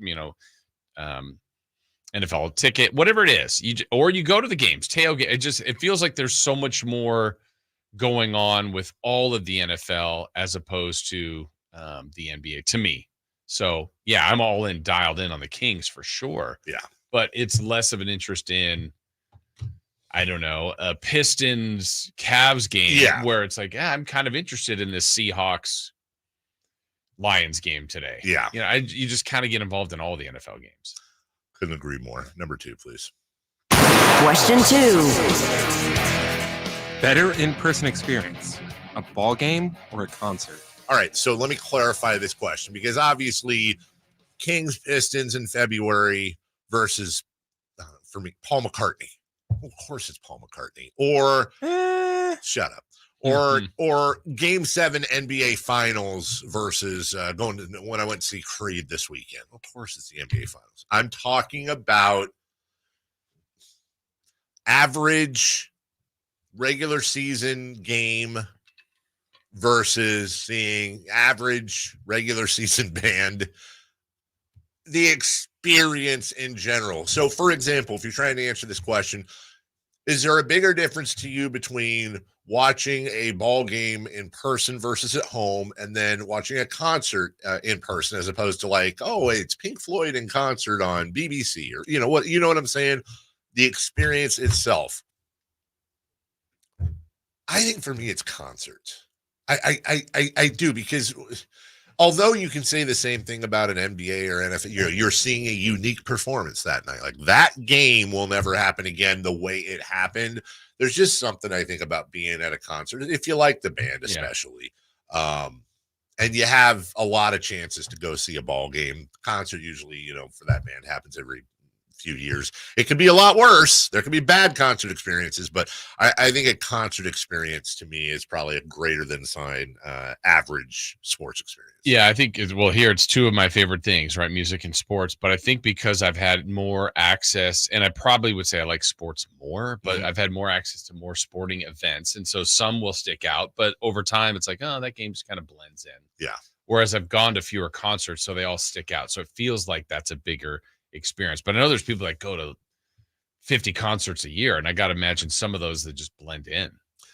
I don't know if it's 50. No, but I know. No, like if you just go, I went to 15 this year. Like, name them all, and then you start to forget. That one was okay. That's the thing. I just don't go to that many. Even when I did, it would be taking out when I worked in rock radio, where you had to go like 4 a year max. Yeah, so they kind of stick out as bigger events. Like thank God this was on a Sunday, because if the concert was last night coming in today, it drains you, man. I mean, we got home at like midnight. You're singing along, and blah blah. Yeah, you just go home and go to sleep. Like, you got a little adrenaline. Yeah, you go to a ball game and you just eat popcorn and cheering every once in a while. Yeah. All right, number 3. Question 3. Hey. Now I'm thinking about the moon being made of cheese and the Harry Carey bit. Do you have a specific or altered in any way menu set up or food item for Thursday night's football game? In other words, what I'm asking is, if Thursday was just another night, well, let me put it this way.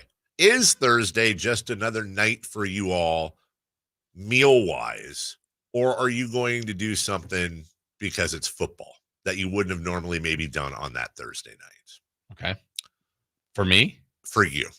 It's just another night. Now I'll be watching the game. Sure. But there's no special plan like, hey, this is opening night of football. Let's make this. Not for me. Christopher Lott. Nope. But I feel like it is for you. Nope. No? No, I just didn't want to go with the stereotype. Hell yeah. Because Sunday, don't you do stuff for football? I do. Yeah. But because the Thursday game is the Thursday game. So you're just going to ignore Friday's game?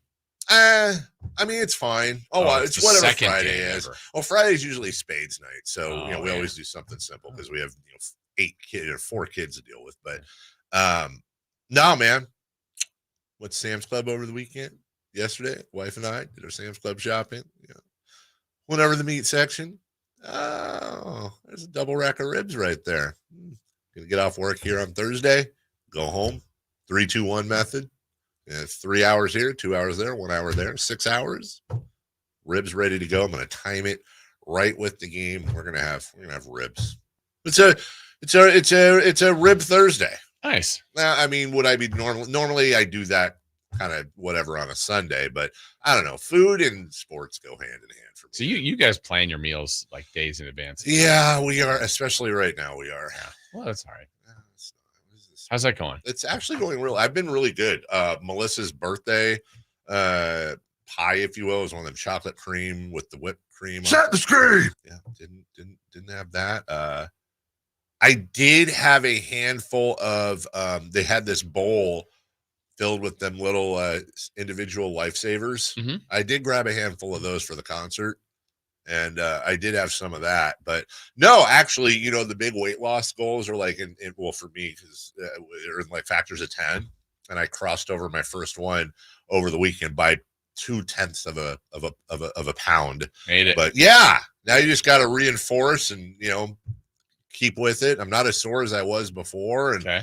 like I said, my goal is 30 days of being a good boy. Like, You're more than halfway there, aren't you? I am. Oh, and when we were at Sam's Club, What happens after 30 days? well, then I'm saying I'm Anarchy. I'm really, just me, in my boxers surrounded by hot dogs and processed food.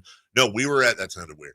We were at Sam's Club, and to her credit, she asked, but she's like, would it kill you if I had a hot dog? And I was like, no, not at all. But on the inside, I was like, Did you watch her? I tried not to. But those hot dogs, it's just such a tradition. So anyways, I'm just being a good boy for 30 days. It's not realistic can't cut everything out, but no sodas. But aren't you like 20 days in now? I think I'm about 19 or 20. Okay. No sodas, no processed foods, no cake, cookie. Do you drink that much soda? No, honestly, I would probably drink maybe 3 or 4 a week, which I guess, is that a lot? I don't know. I'd have one like every few days. Doesn't seem like it. I don't know. Someone might go, that's a ton. Nah. But I know, based on knowing people that like live off that stuff. It's not a lot to me, what I am guilty of now though is I have them little Kool-Aid squeezies, but there's like nothing in it, like a little tropical punch, just because water gets old. Yeah, I love water, just kind of gets old. Yeah. We'll take a break. When we come back, let's preview the AFC South. Houston, Indy, Jacksonville, Tennessee. It's an interesting division with some interesting quarterbacks attached to it. We'll do that next. De'Aaron Fox plays here. Stolen by Fox. Breakaway coming up for De'Aaron. And a simple, casual spike with the left hand. Kings lead by 3. Sacktown Sports is your proud home of the Sacramento Kings. It's unforgiving. It starts with the nod the head, a lifetime in 8 seconds, known as rodeo. The 90th annual Marysville Stampede is coming to the Cotton Rosso Arena September 14th and 15th. If you want to see rodeo's best, you better be there. It's a whole weekend of the best pro rodeo action for the whole family. Bareback, saddle bronc, bull riding, plus the Flying Cowboys BMX motorcycle show. It's just $25 for adults and $15 for kids 4 to 12. Don't you miss 1 second of the heart-pounding, ground-shaking, bucking, twisting rodeo action. Get your tickets at MarysvilleStampede.com. The 90th annual Marysville Stampede, Saturday, September 14th at 5 p.m. and Sunday, September 15th at 3:30 p.m. at the Cotton Rosso Arena in Marysville. Tickets are available now at MarysvilleStampede.com. Oh no, stomach issues again? Stomach issues? Who are you? Your pancreas. I could be the real reason for your diarrhea, gas, bloating, stomach pain, or loose oily stools. I thought it was my stomach. People often do, but any of these symptoms could mean having a condition called exocrine pancreatic insufficiency, or EPI. With EPI, the pancreas doesn't release enough enzymes to break down food, but EPI is manageable. Use the symptom checker on identifyepi.com and speak with your doctor. That's identifyepi.com. Sponsored by AbbVie. I feel like I'm constantly cleaning hair off my bathroom floor. At least my Swiffer Sweeper makes it easy. Sweeper heavy-duty dry cloths have ultra-thick pads to trap and lock hairs, like a hair magnet. And when I'm finished cleaning up my hair, Sweeper takes care of his too. Now the hair's gone, all thanks to Swiffer. Try Swiffer Sweeper heavy-duty dry cloths. I promise you'll love them or your money back. And also try Swiffer Sweeper Wet to make quick work of tough, sticky messes. Timmy, everybody. Great job. Next up for our 5th grade class recital, we have Samantha. 10 times better performance can make a big difference. Castrol Edge Motor Oil gives your engine 10 times better high-stress performance. Castrol Edge, better oil for maximum performance. Now through December 28th, Castrol Edge and Edge High Mileage Motor Oil are on rollback at Walmart. Claim based on sequence design test under high-load conditions versus API SP test limits. eBay Motors is here for the ride. 120,000 miles of night drives, daily commutes, and who knows how many. Are we there yet? Through countless fixes, elbow grease, and a new radiator, you kept your ride alive. With eBay Motors, you have over 122 million parts to keep it running. And with eBay Guaranteed Fit, they'll be the perfect fit every time. Plus, at these prices, well, we're burning rubber, not cash. Keep your ride or die alive at ebaymotors.com. Eligible items only. Exclusions apply. Get your tickets for the Marysville Stampede September 14th and 15th at marysvillestampede.com.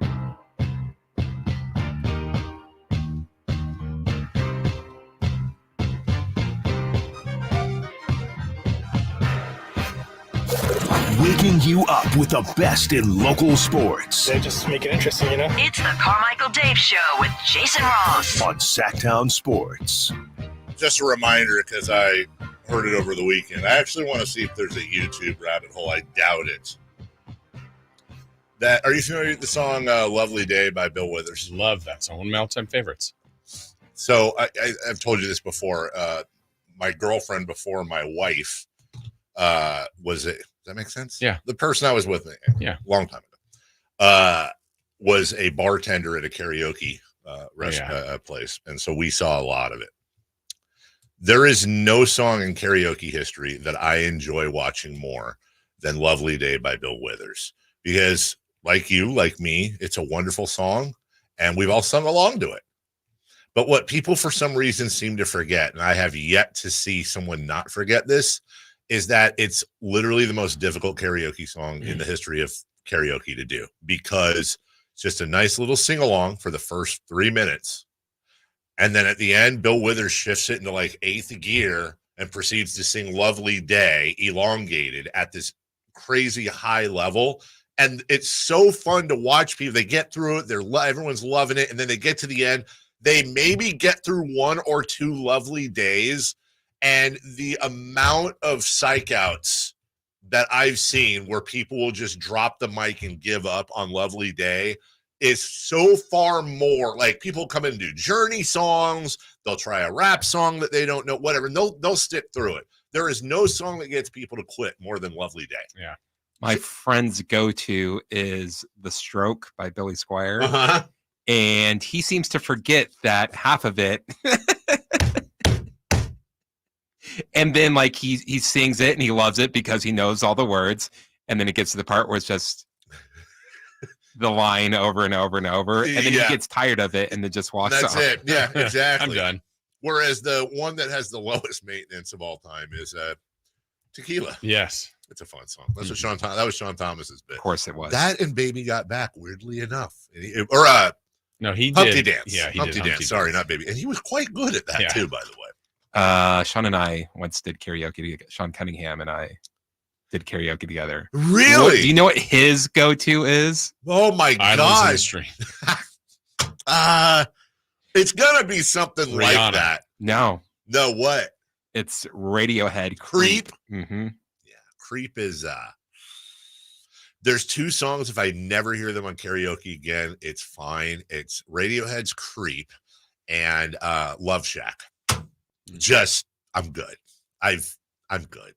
And not that either of them are bad songs. It's just heard them enough. That's everyone's. But like the Love Shack, I want to hear the person's.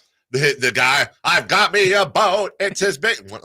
I want to see someone's interpretation of that. It's about to set sail. That's fun to do. Anyway, AFC South. But I would watch Sean Cunningham do Creep, though. Pretty good? Yeah.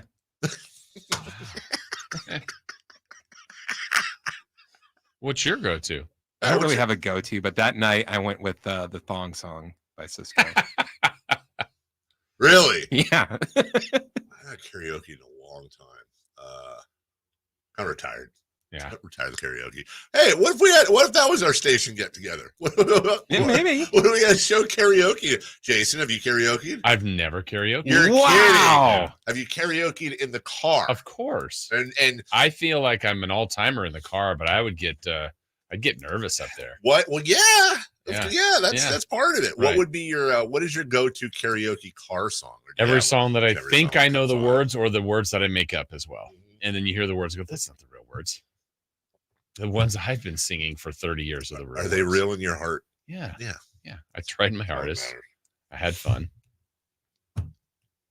Houston, Indy, Jacksonville, and Tennessee all hope that they're going to have fun. This is what a weird division. It really is, and honestly, one thing that's incredibly weird about it is it's just it's young guns. Yeah, and I feel like all of them have won in the last couple of years, that division. And, and who's the best? Probably a lot of people would say Houston, but yeah, Houston would be my pick. But no one would have picked them last year. No, they would not have. Houston this year is they on paper, and by the way, again, they won it last year. Yeah, this is not a flash in the pan type of thing.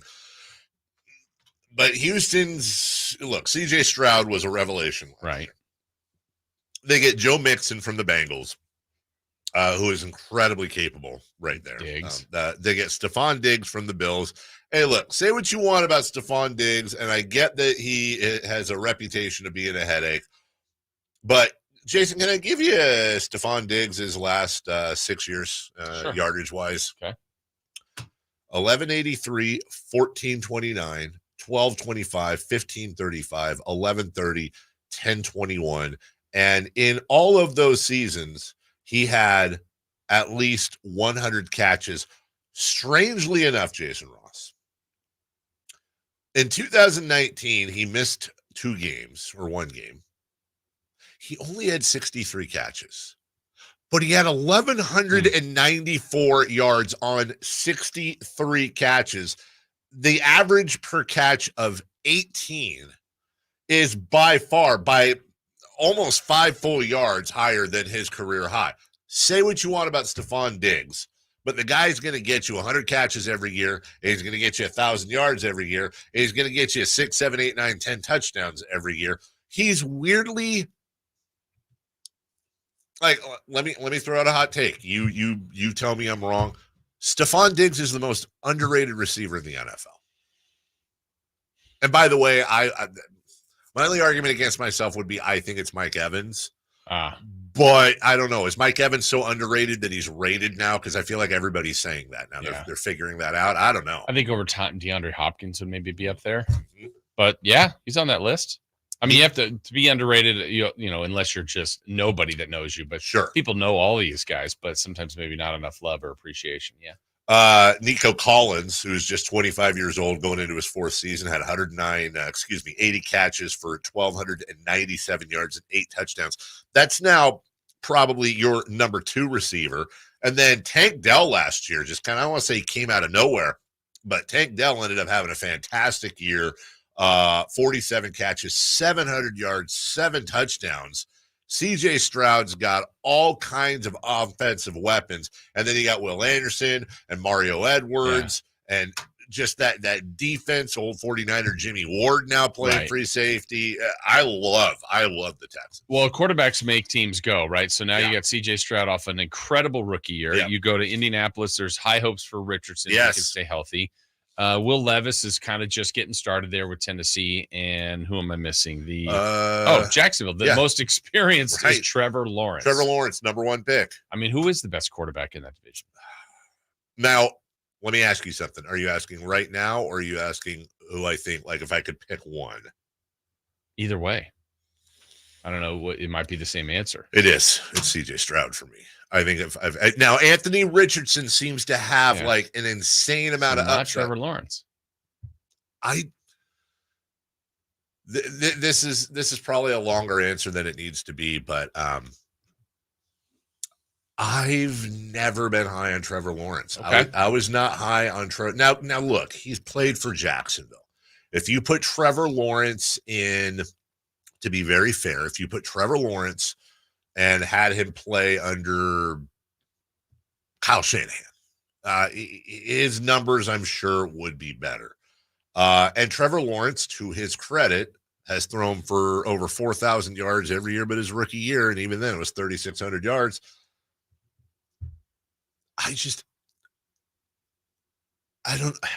The problem, the thing with Trevor Lawrence is I saw him play every year at Clemson that he played. I saw every game Trevor Lawrence played. And he just struck me as one of those guys that's going to put up a ton of numbers in college. get to the pros. And by the way, Trevor Lawrence is a good quarterback. Don't get me wrong. He's a good quarterback. I just didn't think, and I still don't think that he is an elite quarterback. That he's going to reach those Manning type, Drew Brees type numbers that I think a lot of people almost had him in pen to do. Yeah. I think what's interesting about comparing him to Stroud, like Stroud's only given us 1 year. Right. His 1 year was incredible. Yes. So, I mean, if he does that again, now we're talking about probably a top 5 quarterback in the NFL. But if there's some aggression, right, which does happen every year or does happen around the league, it'll be interesting to see. But yeah, I'm sorry, did you say aggression or regression? I meant regression. That's what I thought. Okay, if I said aggression, I think you said aggression, but I knew what you meant. Gotcha. Yeah, but we'll see. Because it's a little bit like Brock Purdy had. Like he had a very impressive beginning. It's like, well, what else? We got to see more, and then he kept doing it, and you're like, well, he is pretty good. So I'm anxious to see another year of Stroud. If he keeps that going, he's got the weapons, as you just said. And he's going to be that's going to be a fun team. I'll tell you this much: the guy in the division I actually like to watch the most throw the ball is Will Levis. Yeah, he's just got that release. He's got a good quarterback. Cannon. No, it really is. Young guys. Atlanta, Carolina, New Orleans, and Tampa Bay. Some new faces there. That is another division that is wide open. We've got new faces. We got an older-ish, not really that old face that has enjoyed a resurrection when it comes to his career. A lot to cover in the NFC South next. On the move? Got somewhere to be? Take Sacramento Kings basketball with you. The Sacktown Sports app will let you stay connected to your passion. Never miss a moment of Sacramento Kings basketball with the Sacktown Sports app. It's not hard to be a mom. It's hard to be a good mom. It's easy to be a bad mom. That's so easy. But to be a good mom is hard. To be a bad mom, that's as easy as being a great dad. That's... Nikki Glazer, Alive and Unwell Tour. Friday, September 20th. The venue at Thunder Valley. Tickets on sale now. For tickets, visit ThunderValleyResort.com. She's alive and unwell. Don't miss Nikki Glazer. The feet have a really big impact on how the rest of the body moves. The knees, the hips, the lower back especially. If the foot isn't properly aligned, all of these joints are going to function incorrectly. That results in a lot of muscle tension and chronic pain. What I really like about the Good Feet system is that the right arch supports can put the foot in its proper alignment. So all the joints up the rest of the body will be aligned properly as well. And when the body's aligned, we can reduce the risk of injury and chronic pain. Come to the Good Feet store now for a free fitting and test walk. What sets Ashton & Price apart from other injury law firms? I'll tell you. From beginning to end, all important legal decisions are made directly between our clients and their experienced local attorney. A gate agent flying the plane, the receptionist performing surgery, not a chance. There's simply no substitute for the unique power of the direct attorney-client relationship offered by Ashton & Price. And there's never a fee until we win, and between you and me, we win a lot. Remember, for the best advice, don't think twice. Call Ashton & Price. I'm Ken Korak with your Green and Gold Report, brought to you by Xfinity Mobile. Connect to the most reliable 5G network nationwide. Well, starting with the homestand that begins on Labor Day, at that point, the A's with 25 games left in the season and a chance to impact the race in the American League with 16 of those against teams battling for a chance. 7 with the Mariners, 3 against the Astros, 3 with the Cubs, and 3 against the Yankees that final weekend for the A's at home in Oakland. Want to save on some of the biggest names in streaming on the network made for streaming? Now through September 21st, get 150 megabit Xfinity internet for 12 months with a 1-year contract. And for just $15 a month, add the new Stream Saver that includes Peacock, Apple TV Plus, and Netflix for just $35 a month. Switch at Xfinity.com today. Restrictions apply. Requires paperless billing and autopay with store bank account. Equipment taxes and fees extra. After promo, regular internet rates apply. Currently $54 a month. Actual speeds vary. Stream Saver requires Xfinity internet or TV and price subject to change. Golf to Go is brought to you by the Hagen Oaks Golf Super Shop. Here's Frank LaRosa. Most amateurs like to play for something on the course, and you'll be pleased to know the USGA doesn't object to informal wagering when it's a friendly bet with your friends. Some of the most popular wagers are the Nassau, which is 3 bets. Low score on the front, low score on the back, and a low score for the full 18. In a round robin, 2 members of the foursome team up against the other 2, but the catch is the partners rotate every 6 holes. In skins, the player that wins the hole earns the skin. If there's a tie, the skin is carried over and the next hole is worth 2 skins.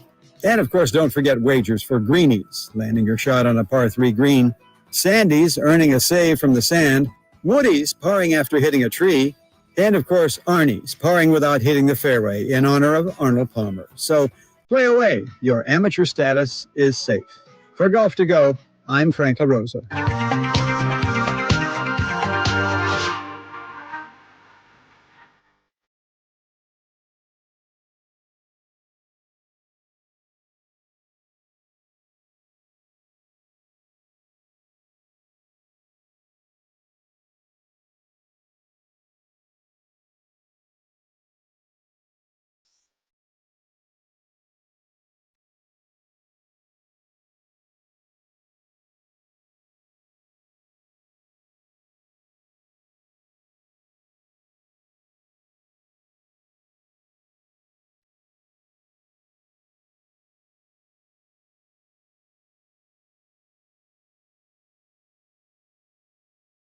Takes in the morning to get your sports fix. Live and local. The Carmichael Dave Show with Jason Ross.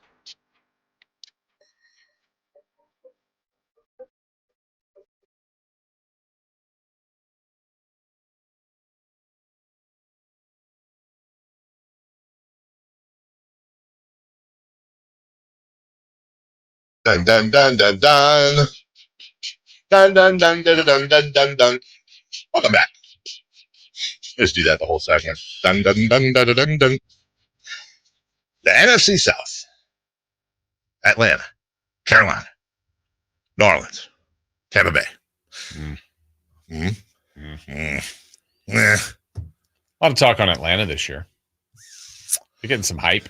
Yeah, Atlanta is getting a little bit of hype because there's some new faces for their roster. And we'll start with Kirk Cousins. Mm-hmm. And Kirk Cousins, weirdly, is like, I don't want to say he's underrated because he has made a boatload of money. And everybody knows Kirk Cousins, and everybody knows what he's all about. But he's really had an interesting career. 36 years old, just turned 36. Started on the bench in Washington. Was buried, was buried behind, I think, RG3 in the beginning. I want to say they both came up within a year or two of each other. And then eventually worked his way after 3 years of kind of bench warming to being the starter in 2015, and has thrown for at least 4,000 yards since, every year but 2.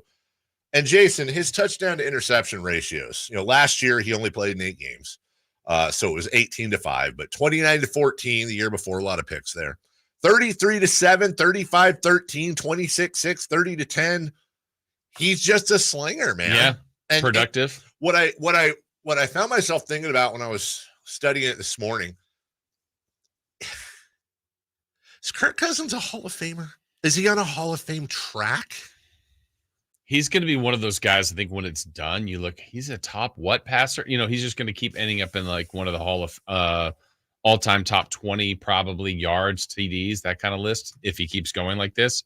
But there's no significant, look, it's right or wrong, we put so much of this on the Super Bowl. Mm-hmm. And I look at Eli Manning, who I think some people are saying is probably, but there was some question there. Right. He's got 2 Super Bowls, and he's got a lot of the passing numbers that would qualify you as so if he's debatable without a Super Bowl as Cousins in.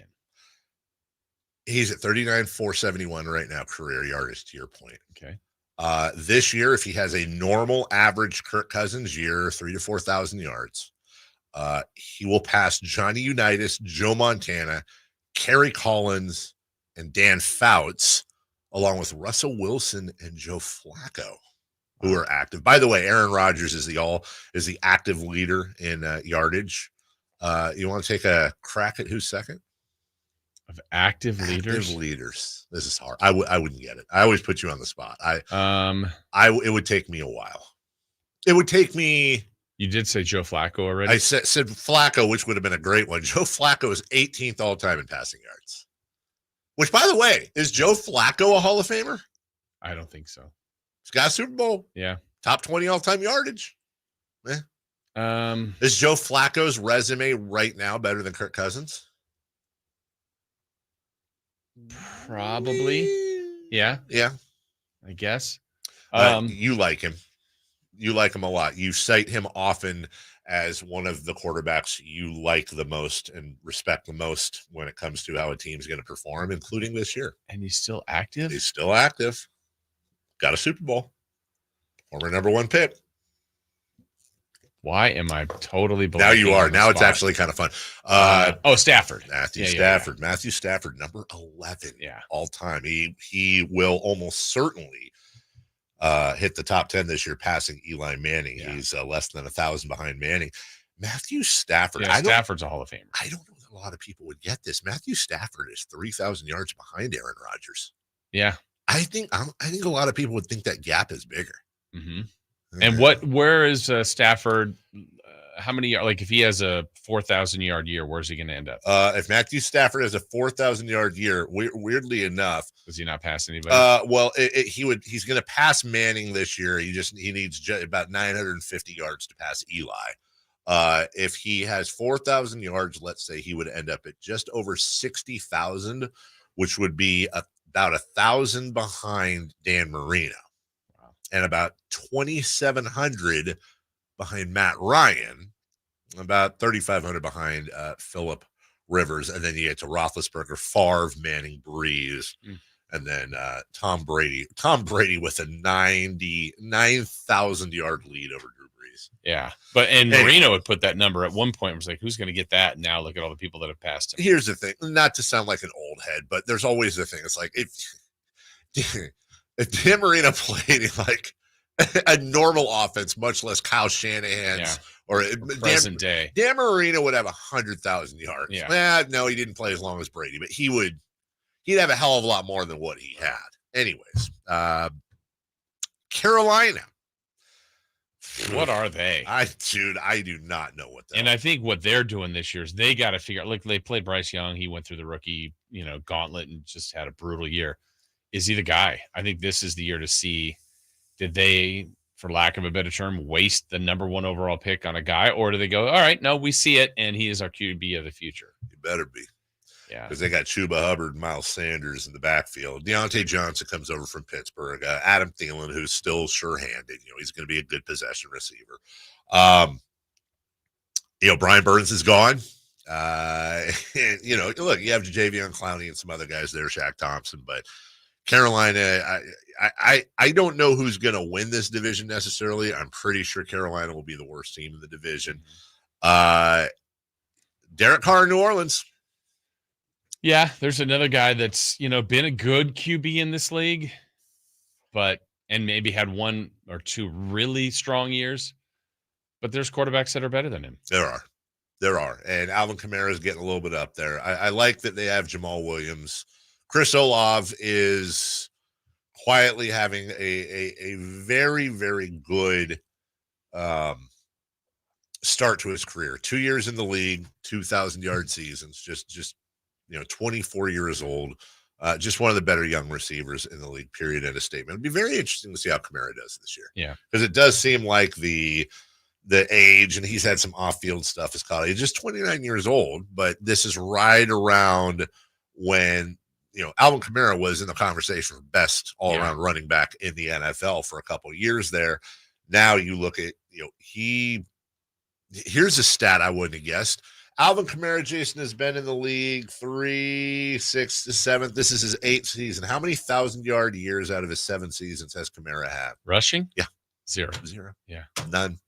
Now, the thing with Alvin Kamara is that he's also topped 75 catches or more in 5 of those 7 seasons and has flirted, not flirted with 1,000 yards, but how about your rookie year where you have 728 on the ground and 826?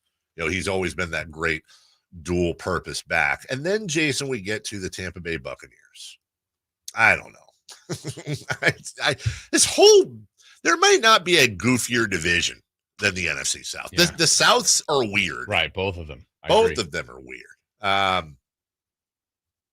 Baker Mayfield, I love the story.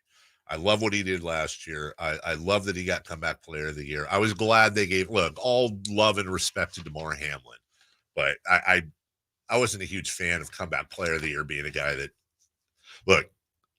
DeMar Hamlin got the award the best award. He got life, and God bless him, and I hope he has a long and fruitful career. But from a number standpoint, it's just not even a conversation.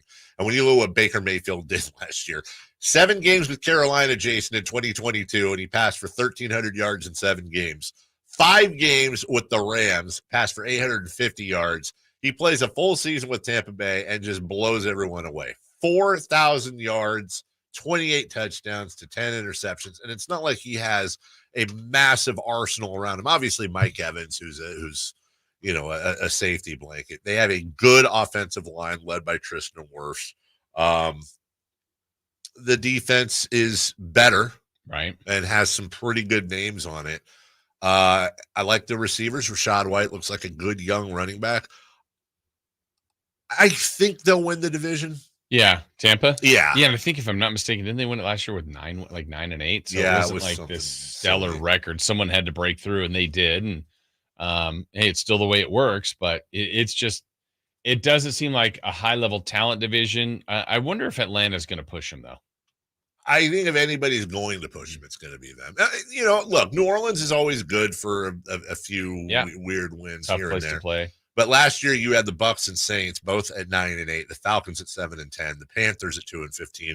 I think you could see something. So I do think it'll be Tampa Bay, Falcons, New Orleans. Thank you, but wouldn't shock me if any of them won it. Right. What would shock me is if Carolina won. Yeah, I don't see it there, right? With just 2 wins last year and just what they've got coming back. Let's switch it up to basketball, shall we? Let's do it. Get a little palate cleanser there, by the way, as we hit the halfway point of the program. We'll get to the top 20. We'll finish up the top 40 of all time, celebrating the Kings' 40th year in Sacramento. The Drive guys put all this together along with some help from their friends. The debut of 4 Down Territory at 8:28, the season debut, I should say. Niners at 9. We'll get a double segment with Matt Barrows of The Athletic. Jason, I usually don't pre-promote it, but a very special edition of Let's Go Streaking as wait a minute, are these streaking numbers updated to today based on the performance over the weekend? No. So going into it, we were here, right? Yes. Yeah. None of us. We were all at zeros, buddy. That was going into Friday. Going into Friday. Yeah. So those are now updated. Those are now updated? Yeah. So I just gave it away. Yeah. Let's give away what happened over the weekend then. No. Okay. Right? Wrong. Okay. We'll take a break. We'll come back after this. Our first year as the radio home of the San Francisco 49ers is one we will never forget. And Logan Ryan picks him up. Looks like they're playing man. Laporte is over there as well. It's 5 out. It's empty on 4th down. Goff back. Not going to get out to his right. Being chased. Throws. And it is incomplete. The 49ers take over on 4th down again. Congratulations to the 49ers on a terrific year. And thank you for so many wonderful memories. Hey, you never know when you might need someone to represent you on your behalf. You just don't know. And so you want to be prepared for a situation like that. When might it happen? You don't know. You got to be ready. You got to be prepared. And I'm sure you've seen plenty of lawyers on TV that claim to be local and call this number, will help you. And I'm sure they do their part, but they aren't local for the most part. And they also are not the person you're going to get to. So I've got someone in our community that cares about you, cares about the result. I'm talking about Jonathan Gonzalez at the Gonzalez Law Offices, right in the heart of downtown, right in Sacramento. He's one of us in the community and wants things to go well for you, certainly for him and for our community. So he will connect with you and help you in your area of need, not just rush through these cases like they do on some of those commercials you see on TV. So whether it's a wrongful termination case you're going through, maybe it's an expungement, you like something off your record, maybe a car accident, all these things happen and you want to be prepared. So whatever and whenever you feel the need for representation, how about giving SAClegaldefense.com? Check them out or call them at 916-304-9187. Again, that's the law offices of Jonathan Gonzalez at SAClegaldefense.com or 916-304-9187. I didn't ask to be thrown in the streets with nowhere to go. I didn't think I'd survive. But I did ask for help, and Covenant House was there for me. 1 in 10 young adults will experience a form of homelessness this year. For these kids who didn't ask to be put in this unthinkable situation, Covenant House is there. Covenant House helped me break the cycle of homelessness in my family. They gave me the love that I needed. Over 2,000 young people will sleep safely in a Covenant House bed tonight. When youth who are experiencing homelessness have a hot meal, a safe place to sleep, medical care, and love, they can overcome heartbreaking challenges and have a brighter future. They just really genuinely just wanted to help me succeed, and I'm succeeding. I'm a speaker, I'm an author. Covenant House really helped me and really helped mold me into the woman I am today. If you or someone you love is asking for help, go to safeplacetosleep.org today. Sacramento weather is brought to you by Bonnie. I'm Tamara Berg in the KCRA 3 Weather Center for your Tuesday. It's a comfortable start to the morning as we head through the afternoon. We're going to be feeling the heat. Plenty of sunshine today, light northwest winds. Highs will peak in the range of 98 to 100 degrees. Get the latest forecast on the KCRA 3 News and the KCRA 3 app. It's been said an ounce of prevention is worth a pound of cure. And when it comes to a nice, cool summer, it's so true. Right now, get a complete air conditioner tune-up for just $59. Bonnie, plumbing, sewer, electrical, heating, and air. Bonnie.com. Some restrictions apply. License 696355. Febreze. As a rideshare driver, I love keeping my car smelling fresh and clean. So when I'm driving, I only trust new Febreze car vent clips, now with 3 times greater scent control, because it's that little touch that sets me apart. I can turn the intensity down for subtle freshness, or I can turn it up for when I want lots of scent. So whether it's set to low, medium, or high, with new Febreze car, I know my car's going to smell amazing, which keeps my driver rating right where it belongs. Picking up, Oscar! Ooma. What was that? That is business phone bliss with the Ooma Cloud phone system. It handles all our voice, video, and messaging needs. You sound very calm. I am. Ooma has everything I need to run my business more efficiently, like virtual receptionist, call routing, and video conferencing. And it starts at just $19.95 per month per user, plus taxes and fees. Ooma. Nice. Find your business comm at ooma.com/radio. Hey, if you've always wanted to experience that Jeep life and know what it's all about, this Labor Day weekend at Sacramento Chrysler Dodge Jeep Ram, there's never been a better time. Yo, what's up? It's Jared Marshall, and they have the biggest selection of Jeep Wrangler and Jeep Cherokee 4xEs. Yeah, you get the best of both worlds, gas and electric. And not only do they have the biggest inventory, they have the best deals you're going to find anywhere, especially this Labor Day weekend. You can see for yourself online at sacsuperstore.com, or you can just swing on by off of Business 80 across from Hagen Oaks Golf Course. Sacramento Chrysler Dodge Jeep Ram. It's Capital Casino, Sacramento's #1 poker room. And guess what? Primetime football is back. Capital Casino is giving away $500 per game in high hand bonuses for every Sunday, Monday, and Thursday night primetime game. As always, offering the best food, the best service, and the best action with the most variety of games in the region, conveniently located in downtown Sacramento. So check them out, Capital Casino, and always remember to gamble responsibly. 1-800-GAMBLER. Get your tickets for the Marysville Stampede September 14th and 15th at MarysvilleStampede.com. From the Power Business Technology Toshiba Studios. Your home for Kings basketball for over 25 seasons. No look, Bibby to Weber, down the lane, flying jam. There's your play of the night right there. It's inside is Sabonis, a two-hand rip, a brilliant pass from De'Aaron Fox. KHTKAM Sacramento, KYMX HD2 Sacramento. Sacktown Sports. The Carmichael Dave Show. He's on the microphone when he's not on the microphone. He's playing a song, and when he's not playing a song, he's on the microphone. And then boom, with Jason Ross. No, he didn't. Yes, he did.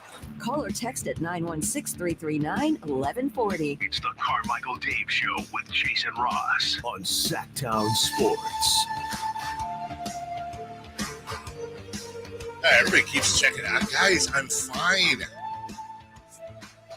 Jason, you'll vouch. I was fine after Florida State lost their first one. I did not expect this team That's to like be good. horseradish. That's more accurate, Chris. He's fine. He's cried in every break. Look, do I wish Florida State wasn't 0-2? Yes. Dare I say. Dare I say. And did I expect them to be 0-2? No, I did not. Did I expect them to be 1-1? Yes. They're not a good team. But I'm not this guy, by the way.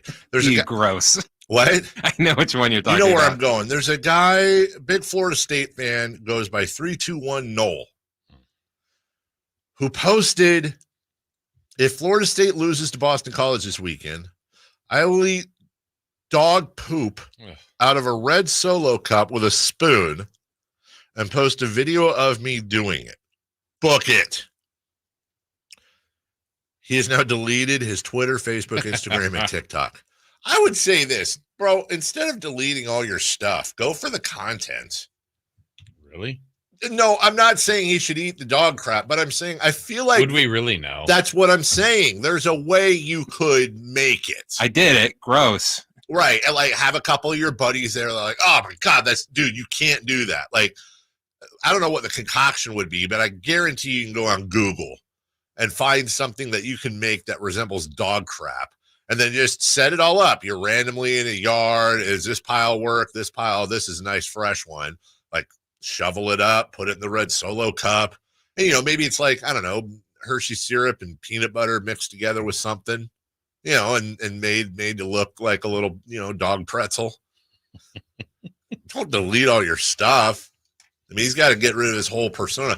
Also, don't say you will do things like that. Yeah, and then not pay him off. Yeah, but don't even do them anyway. Right. Or pay it off if you do it, but don't even. What are we doing? Yeah, ain't that important, man? Says the guy that is a psycho when it comes to that stuff. Drive Guys Top 20 Kings list as voted on by people. I was a voter. Yeah, you were. Panel of experts. Mm-hmm. Jason, just you were asked on this show. What? I said only Jason was asked on the show. And I was going to participate, but when I found out Chris was not asked, that's called solidarity, buddy. That's why I went in. I'm like, I'm doing this. You didn't ask Chris. Perfect. Scab. Yeah, scab. Yeah. Why do they call them scabs? People that cross picket lines. Is there like a story behind that? Probably stands for something. Yeah. Oh, you think it's an acronym? Okay. Wait, you think it's an acronym, right? Yeah. Scab. Because I'm thinking like, what's a scab? You rip off a scab, or someone crossed a area boundary. Ooh, I don't know. I think he nailed it. So Jason the Scab, top 20. The L Train, Lionel Simmons, number 7 pick out of LaSalle, your number 20 all-time Sacramento King. Okay. When you think of Lionel Simmons, Jason, you think of his career and everything. Is there one thing that stands? Like when I say Lionel Simmons' career, what's the first thing that stands out to you? I honestly think about his knees. His knees, yeah, because he had some knee issues as he went on in his career. But I don't have a Lionel Simmons thought. Or is he the one that got hurt with Nintendo? So sadly, it's an injury. Something? That's what it's Nintendonitis. Yeah. He was the first one. He missed games because he had tendonitis in his, I believe, thumbs from playing so much Nintendo. Yeah. I'd love to get, what would be fun to do? Get L Train on, just do one of those where are they now things. I'd love to know, like, what was the game? Right. Or games. Was he a Mike Tyson's Punch Out? Because that would be original NES right around that time. Tecmo Bowl, double dribble, bases loaded. Guarantee you it was one of the following. Super Mario Brothers. Probably not Duck Hunt. That was the gun. So Super Mario Brothers, Tecmo Bowl, Mike Tyson's Punch Out, double dribble, or bases loaded. I think you have to think of something where you're using. That's what I'm thinking. Quickly. Oh, dude. It could have been that track and field one. Oh, yeah. We had to hammer the button. You didn't have the pad? I wasn't rich. Wow. What did you have the little robot too? No, my cousin had the pad. Wow. Where you would cheat for the long jump. I had a friend who had, remember the Game Genie? Oh, yeah, my cousin had that too. Cheating bastards. Number 19, EJ, Eddie Johnson. Nice. One of the smoothest shooters we've ever seen. Now longtime analyst for the Phoenix Suns. Rudy Gay. Rudy Gay's got an interesting career with the Kings.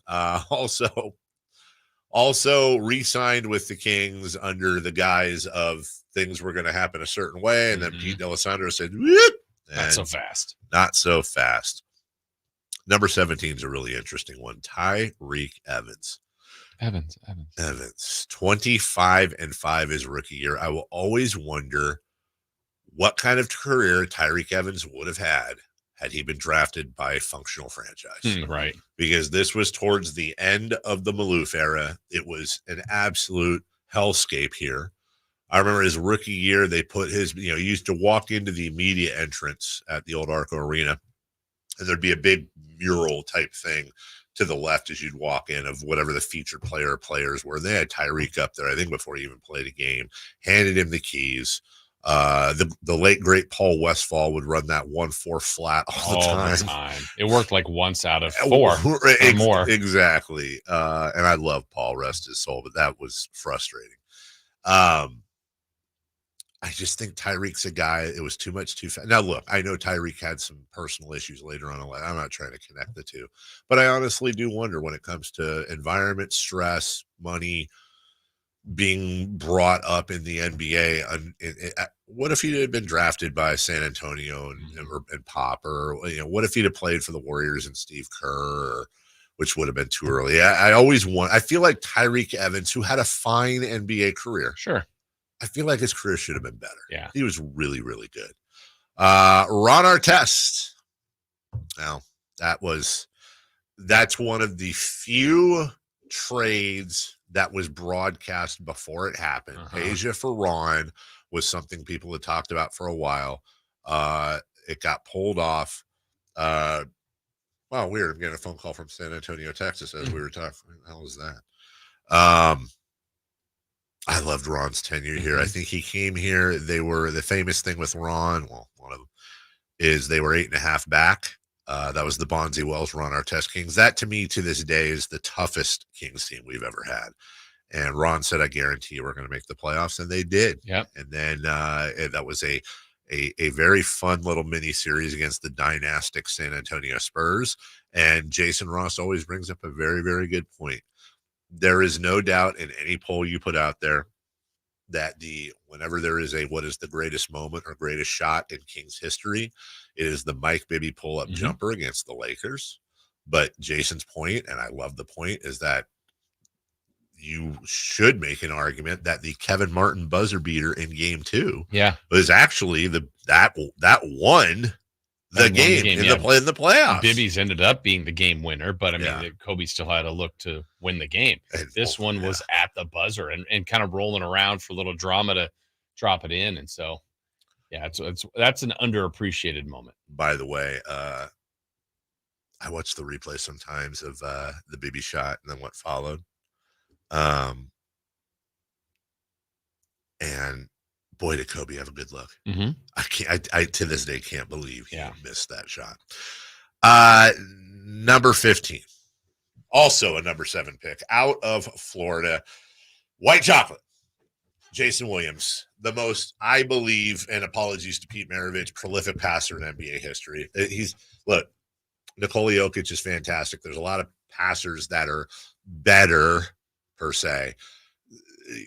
Jason, it's so hard to do when you've had so many players play, but Jason Williams had a very unique NBA career. He is a very unique player. Who is the comp on Jason Williams? He came in the summer of content, if you will, with the Kings, where they brought in Rick Adelman and Chris Webber and Peja and Vlade, and drafted Jason. Actually, Peja wasn't there yet, was he? Or was he? Was he there when Jay Will came over? His rookie year?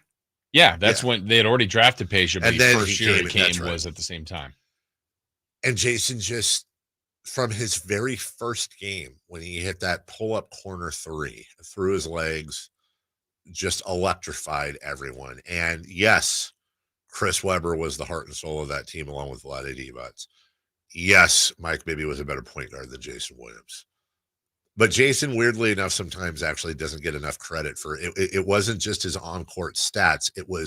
He was part of why he was, I think, the biggest part as to why the Sacramento Kings were an absolute revelation over the next 2-3 years and were the must-see team in all of the NBA. Yeah, and he went on to have a nice career in other locations between the Grizzlies and the Heat. But I feel like outside of here, I still think people would think of him as a King, and he only spent 3 years here. I think you're right. I think you're right. I think they would. I think they would think of him as a King.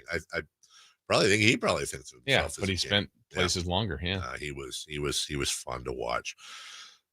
Tizzy, Wayman Tisdale, rest his soul as well. God, I remember him coming out of Oklahoma, coming over here from the another guy we brought over from the Indiana Pacers, and in a time of darkness for the Sacramento Kings, he was a ray of light.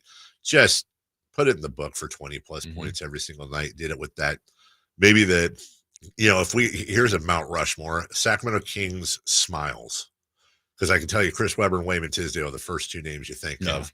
And an unbelievably talented musician, arguably more talented of a musician as he was a player. And he was a hell of a player, gone way too soon. But one of mine, and I know one of yours, all-time favorites.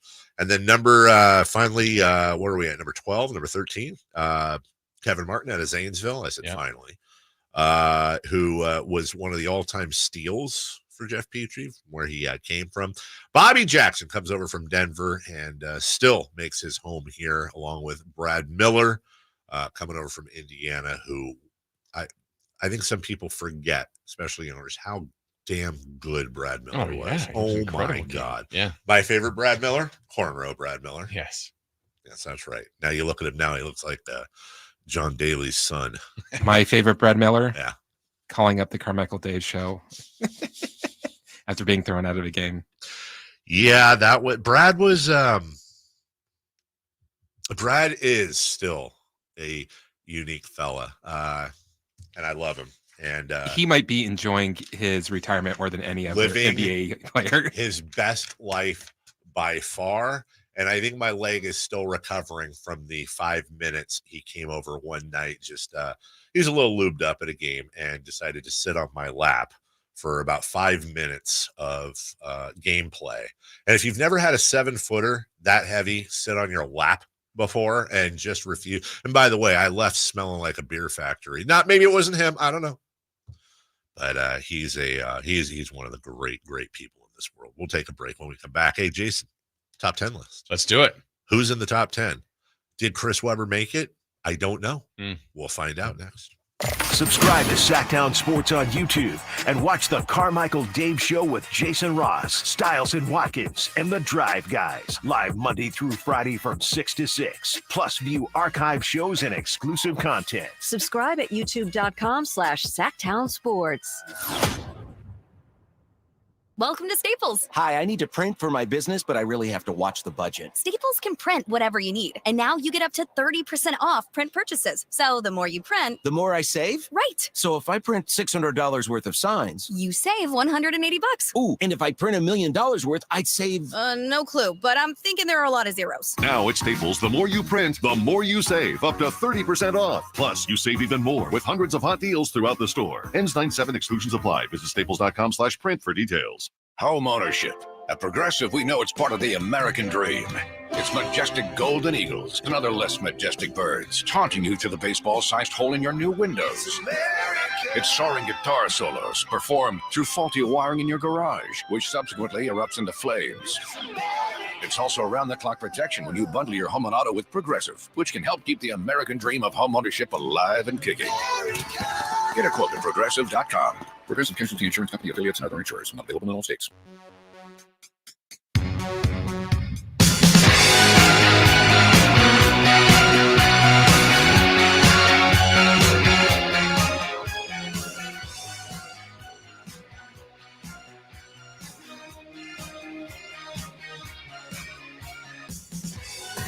Carmichael Dave. He's got very good sources, and he just kind of tells it as it is and gets to the point. Jason Ross. He has a lot of pretty smart things to say. He's good at what he does. On Sacktown Sports.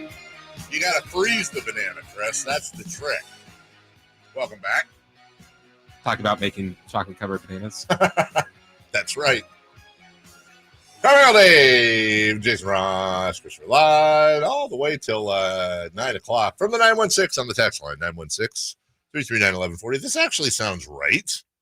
I'm pretty sure L Train's Nintendo-itis was from the Game Boy, from playing too much on trips since there was nothing to do on Airball 1. Airball 1, youngsters, was the charter private plane that the Kings former owner Greg Lukenbill introduced. I believe were the Kings the first ones to not fly commercial? I believe that's true. Yes. Mm-hmm. And a parody. Some say the spirit or the muse for the scene in Major League where they're flying on a plane and Wesley Snipes asked if there's any pilots on the plane even. Some say came from Airball 1. Somebody else also mentioned this is actually a really good call from the 209 that the game he might have been playing that gave him tendinitis was Excite Bike. That's a great point. Yeah, love Excite Bike. Love that was great. That stupid overheat meter used to just get me all the time. All right, top 10. The top 10 easily. See how close it is to my list. All right, should we? Yes, sure. The best mustache in the history of the Sacramento Kings, and I would also say the best taco meat. The chest hair was just elite Hall of Fame chest hair. Reggie Theus.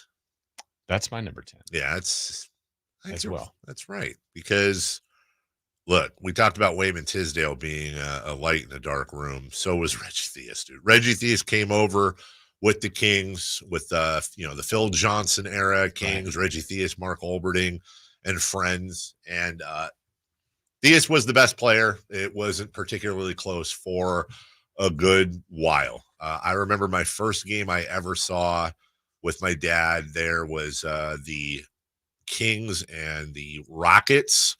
I believe that was I know Hakeem played. Back then it was Akeem. Right. He had not added the H yet. I think Jim Peterson was on that team as well. My God. Anyways, getting the little game time program. Oh, man, memories. And Reggie went for like 30, and it was the most he was Michael Jordan. It was like the most amazing thing I ever saw. He was a fantastic player and a guy to this day that has given me the greatest parental advice or worst parental advice I've ever received in my life. And you know that story. Media day was the day after my daughter was born, my first ever child. I say this only because we played it on the air. He said, Reggie, I'm a new dad. I'm still wearing the hospital wristband. Do you have any advice? And he goes, yes. You got to whoop them. And I went, huh? And he goes, you got to whoop them one time. He goes, you whoop them one time, you don't ever have to whoop them again. You give them one good whooping, you don't have to whoop them again. So then I went home and I whooped my daughter, and she was newborn. And then I went back. I said, Reggie, I don't know. He goes, no, you got to wait till they're older. Anyways, that's a true story. Not the second part, the first part. Number 9. Well, I know this one's different, and I'm not going to call him to verify. Doug Christie. Yes. At number 9.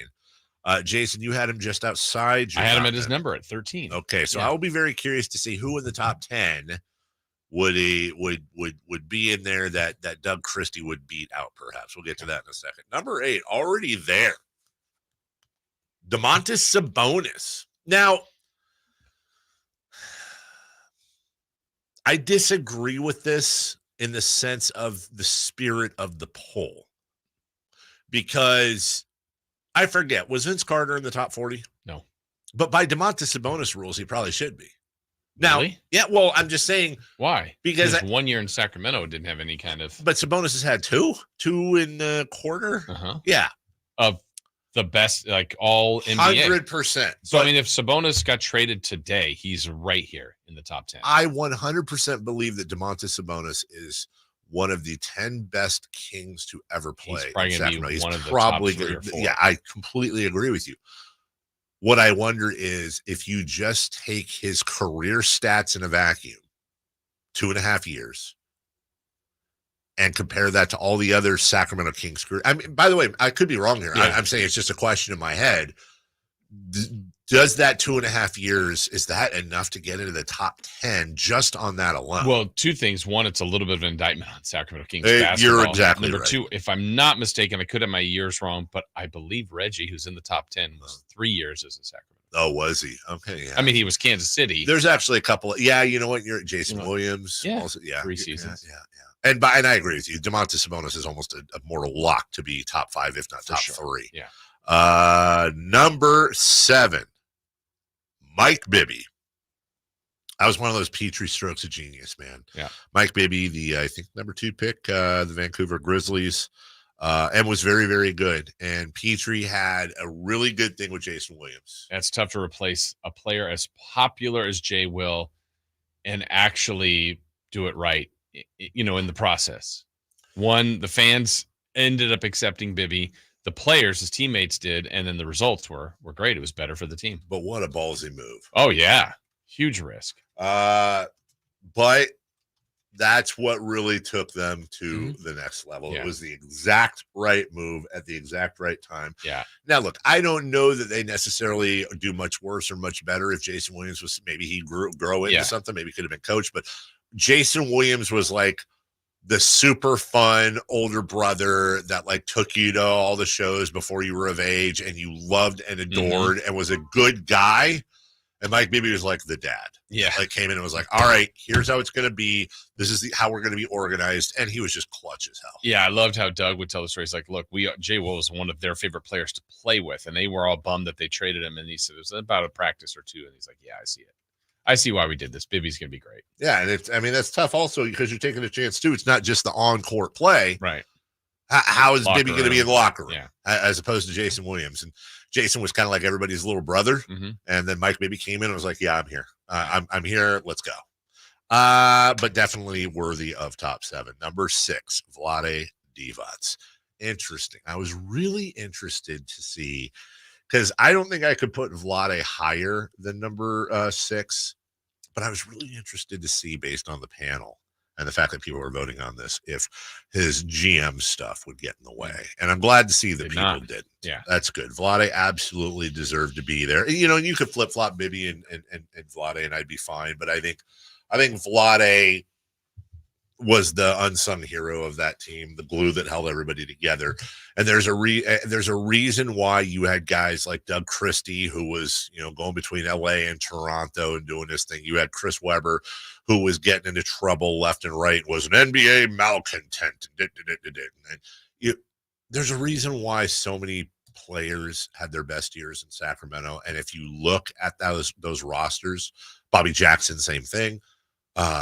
Vlade is a big part of that, both on and off the court. He really was the most important off-court piece to this team. Number 5 makes sense, De'Aaron Fox. And when it's all said and done, De'Aaron's going to be a top 3, perhaps, which brings us to, I think, the most interesting one. Number 4, DeMarcus Cousins. I say it's interesting because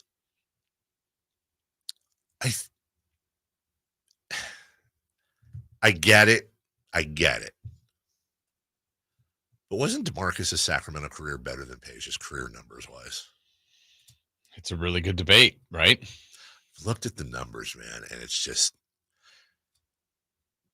DeMarcus's off-court, and sometimes on-court issues just really kind of overshadowed in some aspects the fact that people forget, dude, this guy was arguably the best center on the planet for a good few years. Yeah, they're just different players, right? Page's team's won more. That's not DeMarcus's fault, but a little bit, not entirely. Right. Page has got him obviously in shooting. They both made all-star teams. They're both recognized as great. I mean, it's a tough one. DeMarcus Cousins, over the course of, I'm just looking, dude. DeMarcus Cousins averaged 27 points and 11.5 rebounds in 15-16. Followed that up the next year, 27.8. Went down to 10.5 rebounds. But he had 7 consecutive years in which he averaged 25, at least 25 and 10. This is a dude that shot in the mid-70s from the free throw line as a big man. He was explosive. He was a guy that just did things on the floor at times. You're like, how can somebody that tall and that big do it? Right. And then later on in his career, dude was making, 2 threes a game, extended his range out. He will always be one of the most interesting, he made his own bed in a lot of ways also. the Mike Malone firing. Yeah. Every year he had a new point guard or two, went through the relocation. Like he went through a lot. Again, like Tyreek Evans. What if DeMarcus Cousins got drafted into a different team? Now, again, I'm not completely, a lot of this was on him. Let's not forget that. But Sacramento didn't help. And I've always, I hope that I really hope that someday a lot of people really, I hope the older he gets, and I've seen this, the more his personality comes out, because he is whip smart. Yeah. He's whip smart. And there ain't no BS to DeMarcus Cousins, dude. He'll tell you what he thinks.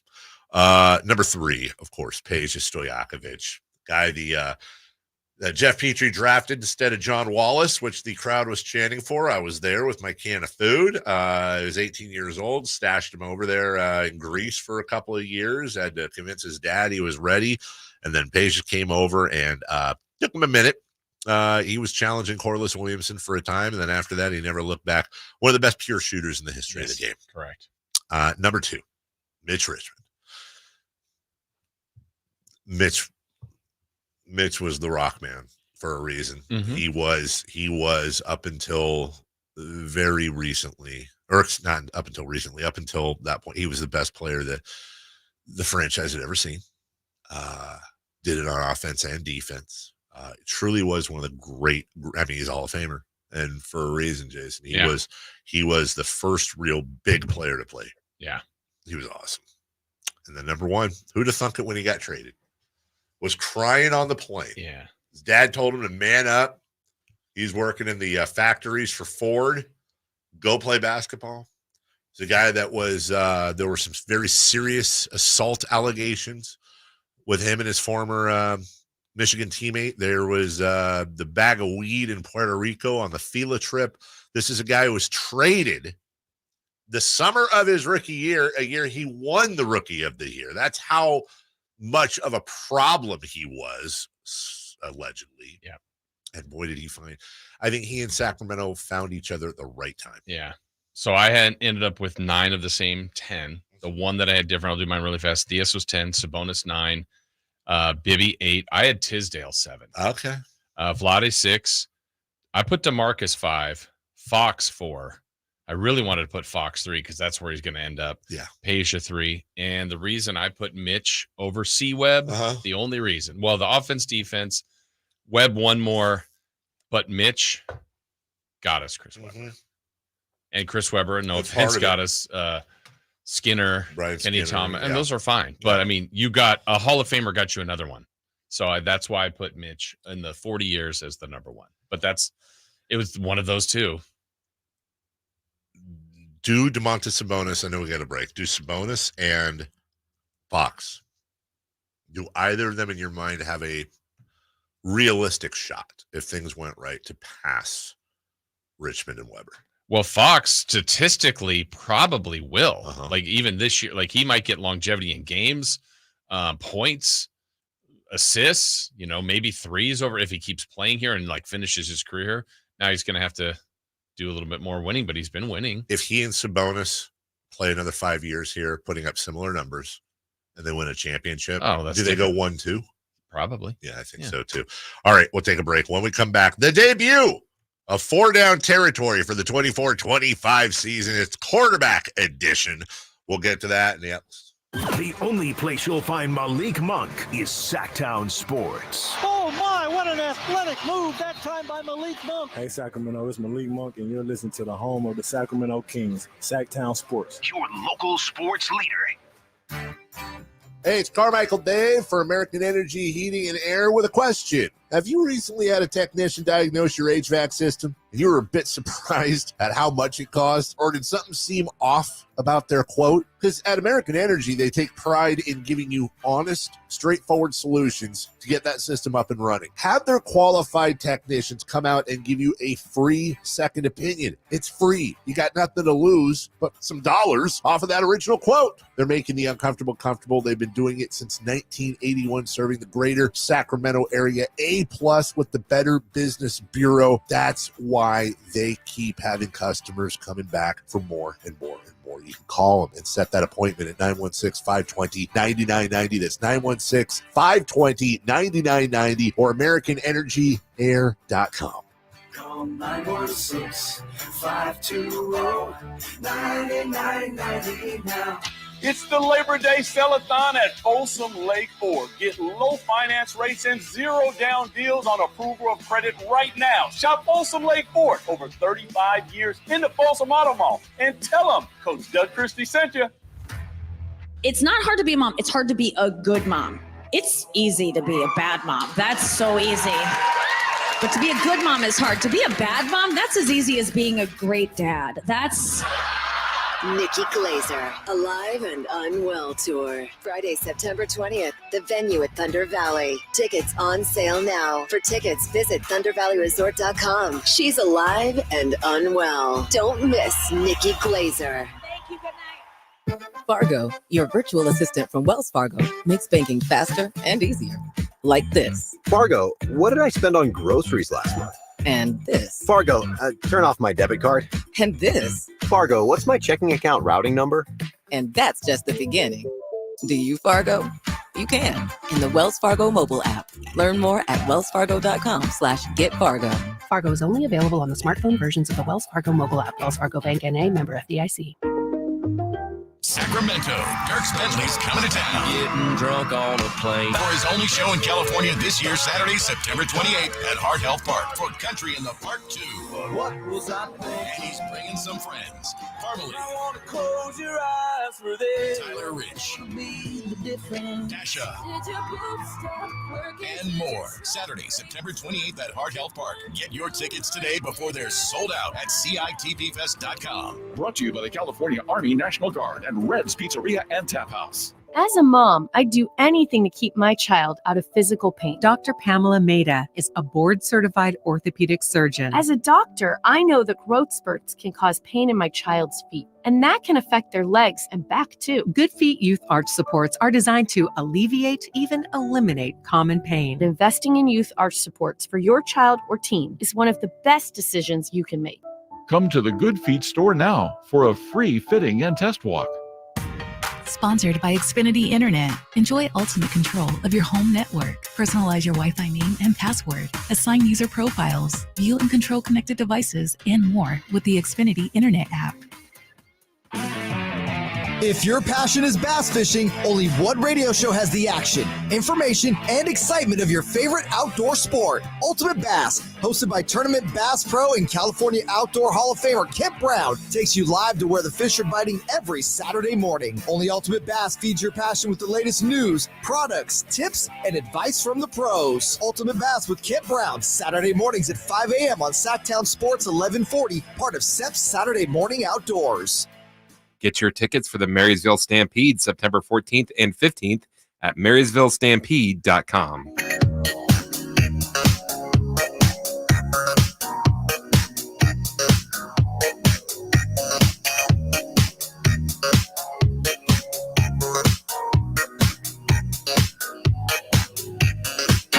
Say what you want about Darren Ravel, and say what you want about some of the things in his collection. He has a vast memorabilia collection of all kinds of stuff. But I will. Some would say not memorabilia. Some would say memorabilia he should probably donate somewhere else. Yes. He makes me sound like Indiana Jones. It belongs in a museum. Uh-huh. But I will say that sometimes he often will come up with things that I would 100% if I had the money and interest. This is the type of stuff I would collect. Mm-hmm. This stuff, not the other stuff. He just bought a middle school Wizard of Oz play program from 1991. Random junior high Wizard of Oz program. It was signed by the boy who played the Cowardly Lion. The boy's name was Tommy Brady. What do you think it went for?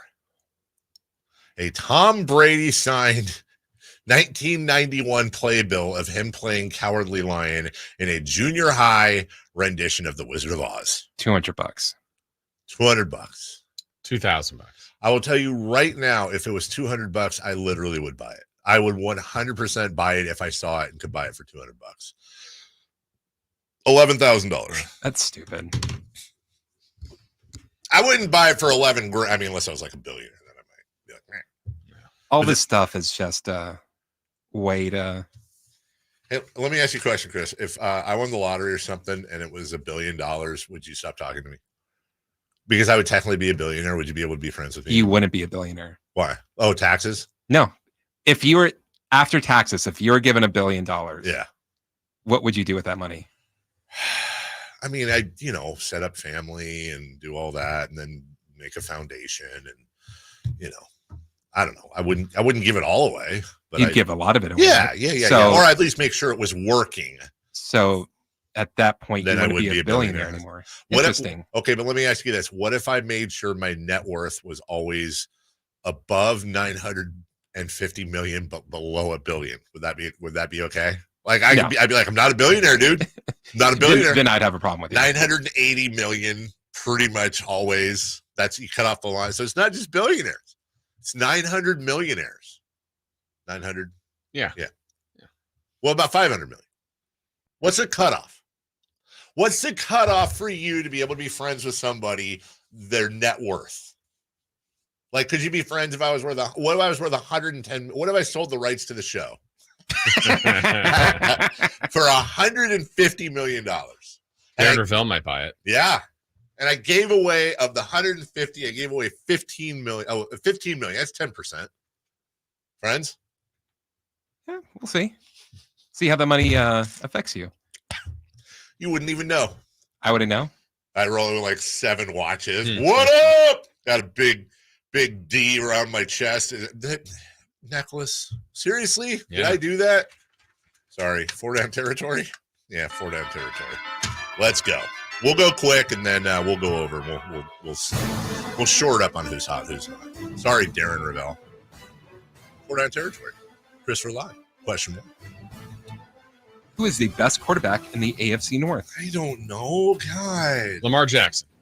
The best quarterback this year. This is not future, right? This is right now. You could take one guy for the year in the AFC North. Who would it be? It would be. You want Burrow? I have to. I love Lamar Jackson. He's ranked higher everywhere, but Joe Burrow. Pretty good for a wide receiver. Huh? Pretty good for a wide receiver. Yeah, pretty darn good for a wide receiver. But I feel like Burrow. I feel like I have a better chance of winning a Super Bowl this year with a healthy Burrow. Okay. You? Lamar. End of story. I could be talked out of Joe Burrow. That's a tough one.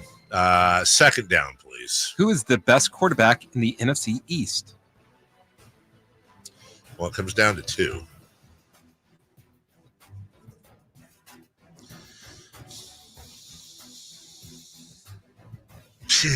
Give me Dak. Yeah. I can't do it. Jalen Hurts. I can't do it. I'm probably wrong. It hurts. Third down. Who will have a better season, Jordan Love or CJ Stroud? I love Jordan Love. I do. I do. But you Stroud, CJ Stroud? I Stroud, CJ Stroud. Honestly, Joe Mixon, Tank Dell, Stephon Diggs, and the other guy I'm forgetting. Thank you very much. It's just got a better surrounding cast as well. Okay. I'll take CJ Stroud. Dang, we're different on every one. I'm taking Jordan Love. I was impressed with what he did last year. I was not that too. it wasn't with CJ Stroud. Yeah. Give me Jordan Love. Which rookie quarterback will have the best season? I don't want to think outside the box here. I think it'll be Caleb Williams, and not just because he's the number 1 pick, not just because he should have been the number 1 pick. He was that good at USC, but you look at what he's been given to work with. I think it's going to be Caleb Williams. I think that's the right answer, but watch out for Jane Daniels. I don't know that the Commanders would be very good, but a lot of people are talking him up. So, but I think Caleb's the right answer. I think we're in good hands. Yeah. I think we say that every few years. Now we're in good hands with the quarterbacks. Yeah. We are in good hands with the quarterbacks. No, we're not. We'll take a break. When we come back, who's hot, who's not, and we all try to start a streak because we're at zeros. Let's go streaking who's hot and who's not before Matt Barrows for a double dose at 9 a.m. from The Athletic. Niners at 9. But who's hot, who's not next? Trying to find out where to catch your favorite team's games? Are you a fan of the Kings, Niners, and the NFL? Well, Sacktown Sports has you covered. Touchdown! San Francisco! It's all on his shoulders. Cox rocks. He fires for the win. He's got the triple. Catch all your Kings, Niners, and NFL games all year long on Sacktown Sports and SacktownSports.com. Insurance companies perform a very valuable service, but they want to keep their money.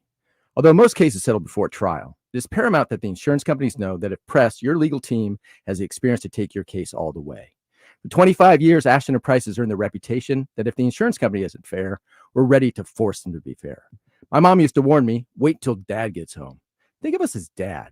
The best part, there's no fee until we win.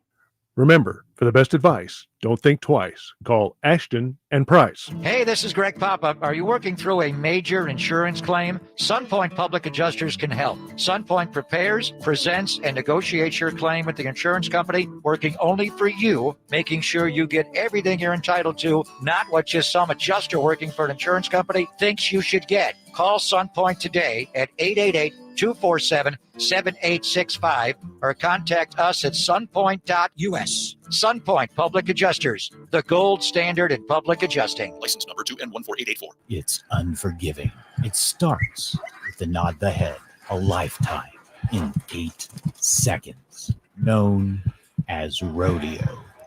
The 90th annual Marysville Stampede is coming to the Cotton Rosso Arena September 14th and 15th. If you want to see rodeo's best, you better be there. It's a whole weekend of the best pro rodeo action for the whole family. Bareback, saddle bronc, bull riding, plus the Flying Cowboys BMX motorcycle show. It's just $25 for adults and $15 for kids 4 to 12. Don't you miss 1 second of the heart-pounding, ground-shaking, bucking, twisting rodeo action. Get your tickets at MarysvilleStampede.com. The 90th annual Marysville Stampede, Saturday, September 14th at 5 p.m. and Sunday, September 15th at 3:30 p.m. at the Cotton Rosso Arena in Marysville. Tickets are available now at MarysvilleStampede.com.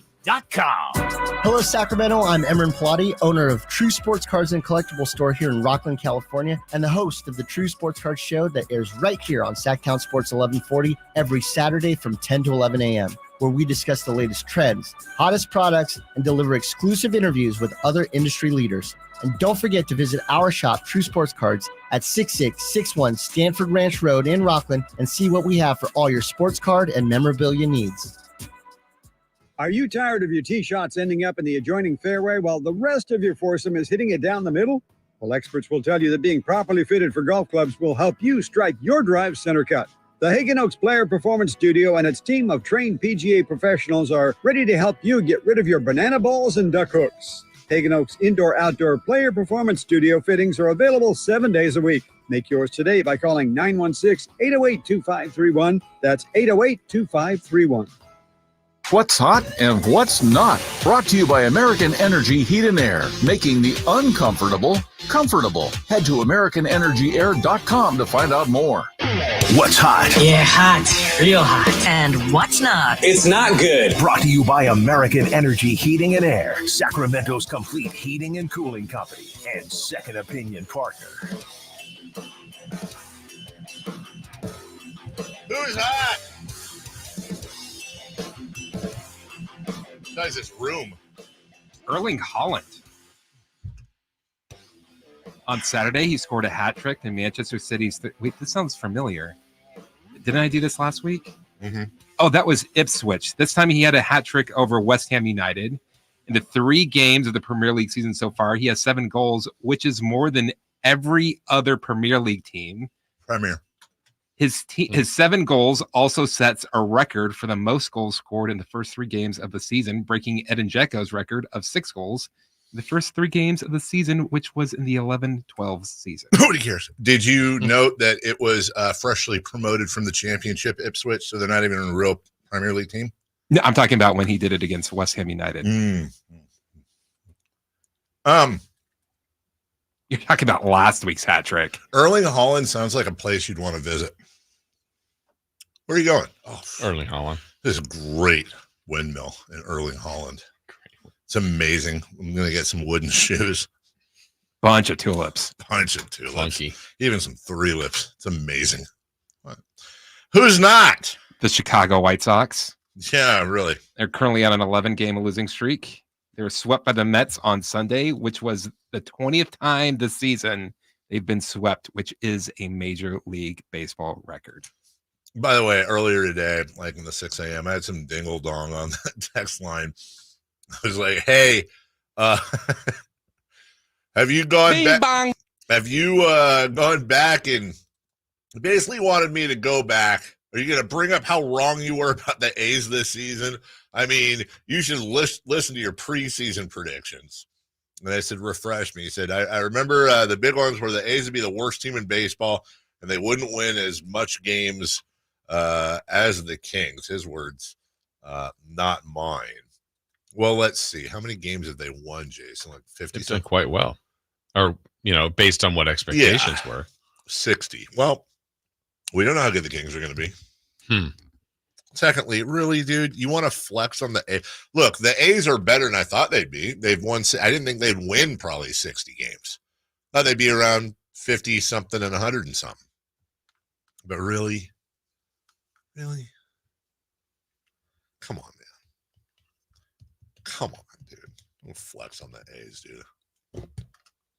Coming soon to a stadium near you. Yeah. Yeah. Can't wait. I can't. Super excited. Me too. Oh, man. Can't wait for that 105-degree baseball game in September. All the protests. All of them. So many of them. All the protesting. Yeah. There'll be so much of that going on. John Fisher's A's. It'll be exciting. It'll be their opening night. Over, under 2.5 games. John Fisher attends. Under. Over. I think he'll probably be their opening night. Yeah, that's what I'm thinking. Playoff push. This is here. Hey, here's what's interesting. There's a good one. Opening night. Rivercat, Rayleigh, Sutter Memorial, whatever park. John Fisher is introduced to throw out the first pitch. This is opening night. More cheers or boos? Oh, that's easy. Boos. Yeah, there's no chance. I don't disagree with you. The only reason why I think it's kind of an interesting question is it's opening night. Everyone's excited. He owns the team. Everyone's in a great mood. Yeah, that can be, I think he knows what his reaction would be. So, well, I do too. You don't think teams sometimes win the NBA Finals, and it's like, let's introduce David Stern. Boo, and like, okay, you just won the finals. I used to love how David Stern got damn near booed off the stage at the draft. Yeah. Oh, he loved it though. Yeah, he did. But Fisher would never put himself up for that. No, he wouldn't. But you think he'll be here for 3 games or more? Huh? Sure. In a suite. Oh yeah, hidden away. Like, how many games has he been to the A's in the last 3 years? Probably under 3. Yeah, I don't know. All right, let's go streaking, shall we? Nope. Let's go streaking. It's time to go streaking. We're going streaking! Who is the Nostradamus of MLB? Who can keep the streak going? It's time to go streaking. What the hell are you doing? We're streaking. So what's still on our list was Thursday, where we all were 0. But Dave, you had taken Shohei Ohtani on Thursday. He did not get a hit for you. I had taken Jackson Merrill. He did get a hit for me, and Chris had taken Jackson Holiday. So Chris and I are at 1. You're at 0. But Friday, you took Jackson Holiday. I was not here, but I submitted to Chris that I wanted Jackson Holiday. So we've got the moment of opportunity here. So you're at 0. I'm at 1. Jackson Holiday got 3 plate appearances. Yeah, Only 3. Come on, Jackson Holiday. I want the song. Well, let's hear if he got a hit. Come on. Come on. Oh, my God. Yes. Yes. Yes. Love it. Love it. Love it. Love him. Favorite player in the world. Oh, wait, I played the wrong one. No, you played the right one. 1 for 3 for Jackson Holiday. So, Dave, you're at 1. I'm at 2. Chris took Shohei Ohtani because you had just taken him for 5. Yeah, Chris got 2 for 4. So, Dave's at 1. Chris and I are at 2. New day today to see if we can get a big streak before this season ends. Well, give me Shohei Ohtani. He can't not get a hit again ever. Okay. I'm going to take Trey Turner of the Philadelphia Phillies. I'm going to take Ellie Rutschman. And wait, hold on a second. Wait, Can I switch mine to Jackson Holiday? You just took him. I thought I took Shohei Ohtani. No. You just we could. No. Okay, sorry. Sorry, that's right. We both did. Sorry, I just want the song. I know you do. Shohei! No. Celebrate. All right. You okay? I'm probably not. See, it is right for people to check in It's on. one of these wacky Mondays, right, Dave? Yeah. I don't like anyone right now. All right, so we're good? Apparently. Did everybody pick? Yes. We need a break? Or we have time? Got a minute. We got a minute? All right. I'd like to take this moment to talk about Chobani yogurt, which I'm having as part of my balanced breakfast or whatever. I feel like this is a good thing, but on the side, it says 6 live and active cultures. And they're not like, oh, Brazilian and, American, that, no. Winning. Like, yeah. Winning culture. Yeah, right. Exactly. No, it's S. Thermophilus, L. Bulgarius. That was a good UFC fighter. L. Acidophilus, Bifidus, L. Cassell. He's played for Florida State. Sam's brother. And L. McPherson. Remnosus. Ooh, L. McPherson. I'm sure the point is it's good for your gut health. I understand that. I get it. But also, I don't know if I want pointed out to me that I'm eating things with active cultures. And maybe I already am all the time. I don't know. I know I sound super ignorant. I get it. And I am. But I don't know if I want to read the active cultures that I'm eating. Just tell me it's yogurt and it's good for you. That's yogurt. It's good for you. Yeah, that's all I need to know. 60 total calories in this one, Jason. Okay. And Zero sugar. Okay. And, it's all that. Was that other one you just ate zero sugar? Yeah. Cookies and cream? Cookies and cream. Wow. How's that zero sugar? It's pretty good. Do they put sugar alcohol in it? Sugar alcohol? What is sugar alcohol? Water and skim milk and vegetable juice. What? Fruit extract and cultures? Vegetable juice in my strawberry cheesecake? What the hell is the vegetable juice? It's good for you. None of those are vegetables. Ugh. Don't read the ingredients, guys. We'll take a break. When we come back, you know what the ingredients are to a great Niner season? Dave? Matthew Barrows. I said Dave Richard joining us for his 12th year. I think Matt Barrows is joining us for his 18th. Oh, my God. I got to go over that with him. Matt Barrows next. You never know what you might hear when listening to a Sacramento Kings game. Out of Keegan, going for another triple. Man, is he feeling it. Keegan, can he do it? Yes, there's number 11, Keegan Murray. Keegan steps back. He just knocked down his 12th three-pointer, a Kings franchise record. He's got 45 points. Never miss a moment of Sacramento Kings basketball with Sacktown Sports and the Sacktown Sports app. I didn't ask to be thrown in the streets with nowhere to go. I didn't think I'd survive.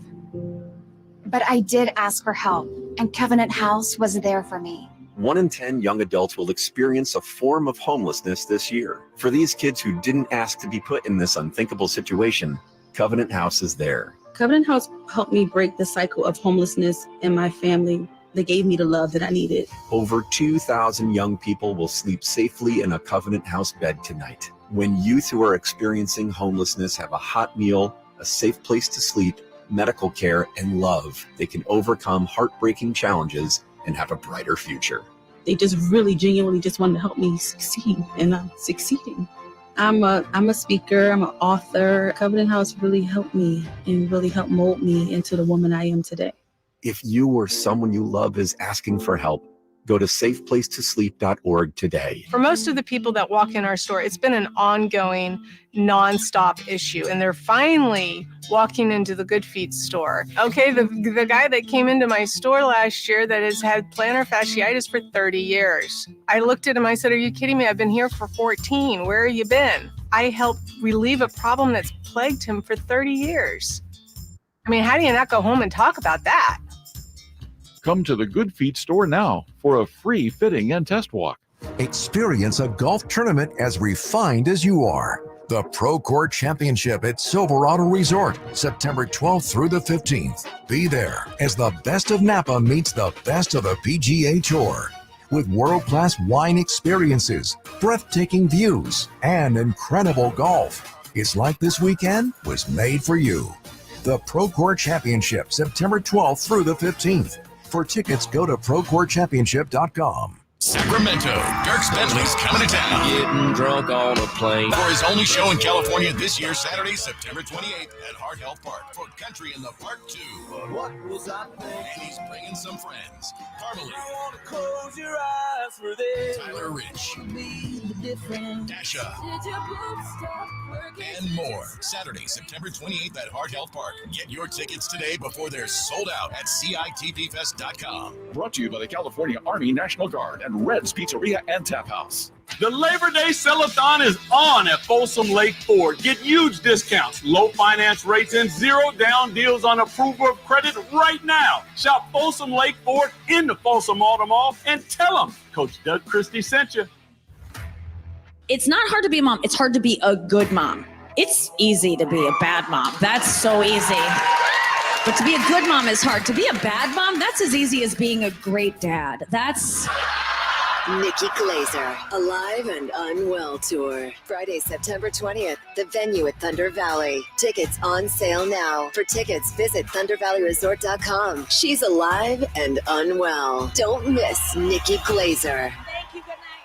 Get your tickets for the Marysville Stampede September 14th and 15th at MarysvilleStampede.com. KHTKAM Sacramento, KYMX HD2 Sacramento. From the Power Business Technology Toshiba Studios, your new home for 49ers football in the 916. Sacktown Sports. The Carmichael Dave Show. He's on the microphone when he's not on the microphone. He's playing a song, and when he's not playing a song, he's on the microphone. And then boom, with Jason Ross. No, he didn't. Yes, he did. Call or text at 916-339-1140. It's the Carmichael Dave Show with Jason Ross on Sacktown Sports. All right, so very excited. Because it ain't football season without the Athletics, Matthew Barrows. And as we welcome in Matt, I was trying to figure this out, Matt. And by the way, welcome in. Hi, how are you? Oh, hi, guys. What's going on? So my night show started in 06. And I'm pretty sure you were a regular guest in 06. So is this year 18? Wow, I don't want to go there. The passage of time is so daunting to me. I don't want to dwell on it. Oh, wait a minute. They fired me for a year. It's year 17. We're all younger. There you go. I forgot. Thanks. Okay. That's 17. Happy memories. our radio relationship is not yet an adult and can't vote. So there you go. We're still kids, Matt. That's right. That's right. I can't, the thing is, we got a double dose of Matt today. And my problem, Jason, is I can't, is there even anything going on? Nothing, with the no Niners? news related stuff. Yeah. Let's actually, all jokes aside, obviously, let's start with the first part, the most important part, even though there's a ton of 49er news over the weekend. We were all incredibly shocked, saddened, and many, many other words to hear about their rookie, Ricky Pearsall, first-round pick out of Florida. I know we all agree, because we're all humans, that football is irrelevant when it comes to this, but he is a San Francisco 49er, shot in the chest, which sounds horrific, and it was, but about as we were saying earlier, as good an outcome as you can hope for when you hear somebody is shot in the chest, walked to the ambulance, is on the PUP list, out at least 4 games. Matt, you're around the team. It's one of the biggest reasons we love having you on, because you know these guys. You're around them all the time. How is the team in general with this, besides shocked and everything else? I mean, I think it's a lot like what you just described. It's the initial shock, but then an outpouring of relief afterwards. And someone being shot in the chest, that's the worst thing ever. But the fact that he walked away from it and presumably is going to be fine, I think it just sort of adds to this sort of positive vibe that that they're feeling this week. That the reality of that might wear off, but I think that was the initial reaction to it all. You're right. I mean, shot in the chest, through the chest, bullet exits, doesn't hit any major arteries, doesn't hit any major blood vessels, and he's released less than 24 hours. I think that's a really rare thing. In talking to some trauma docs, that usually doesn't happen. Yeah. The fact that it's the right side of his body, much better than the left side, where your heart and all the arteries and valves and things related to the heart are. So I mean, terrible, tragic event, unlucky event in that regard, but the way it all played out, extremely lucky. Matt Barrows joining us, joining us through Stockton Honda. So Matt, want to ask about the actual situation. I know this is still like a police investigation and they're still trying to figure out everything that happened here, but what do you know about Pearsall in this, where was he trying to break this up? Was he in the wrong place, like kind of just a little more details on what actually happened?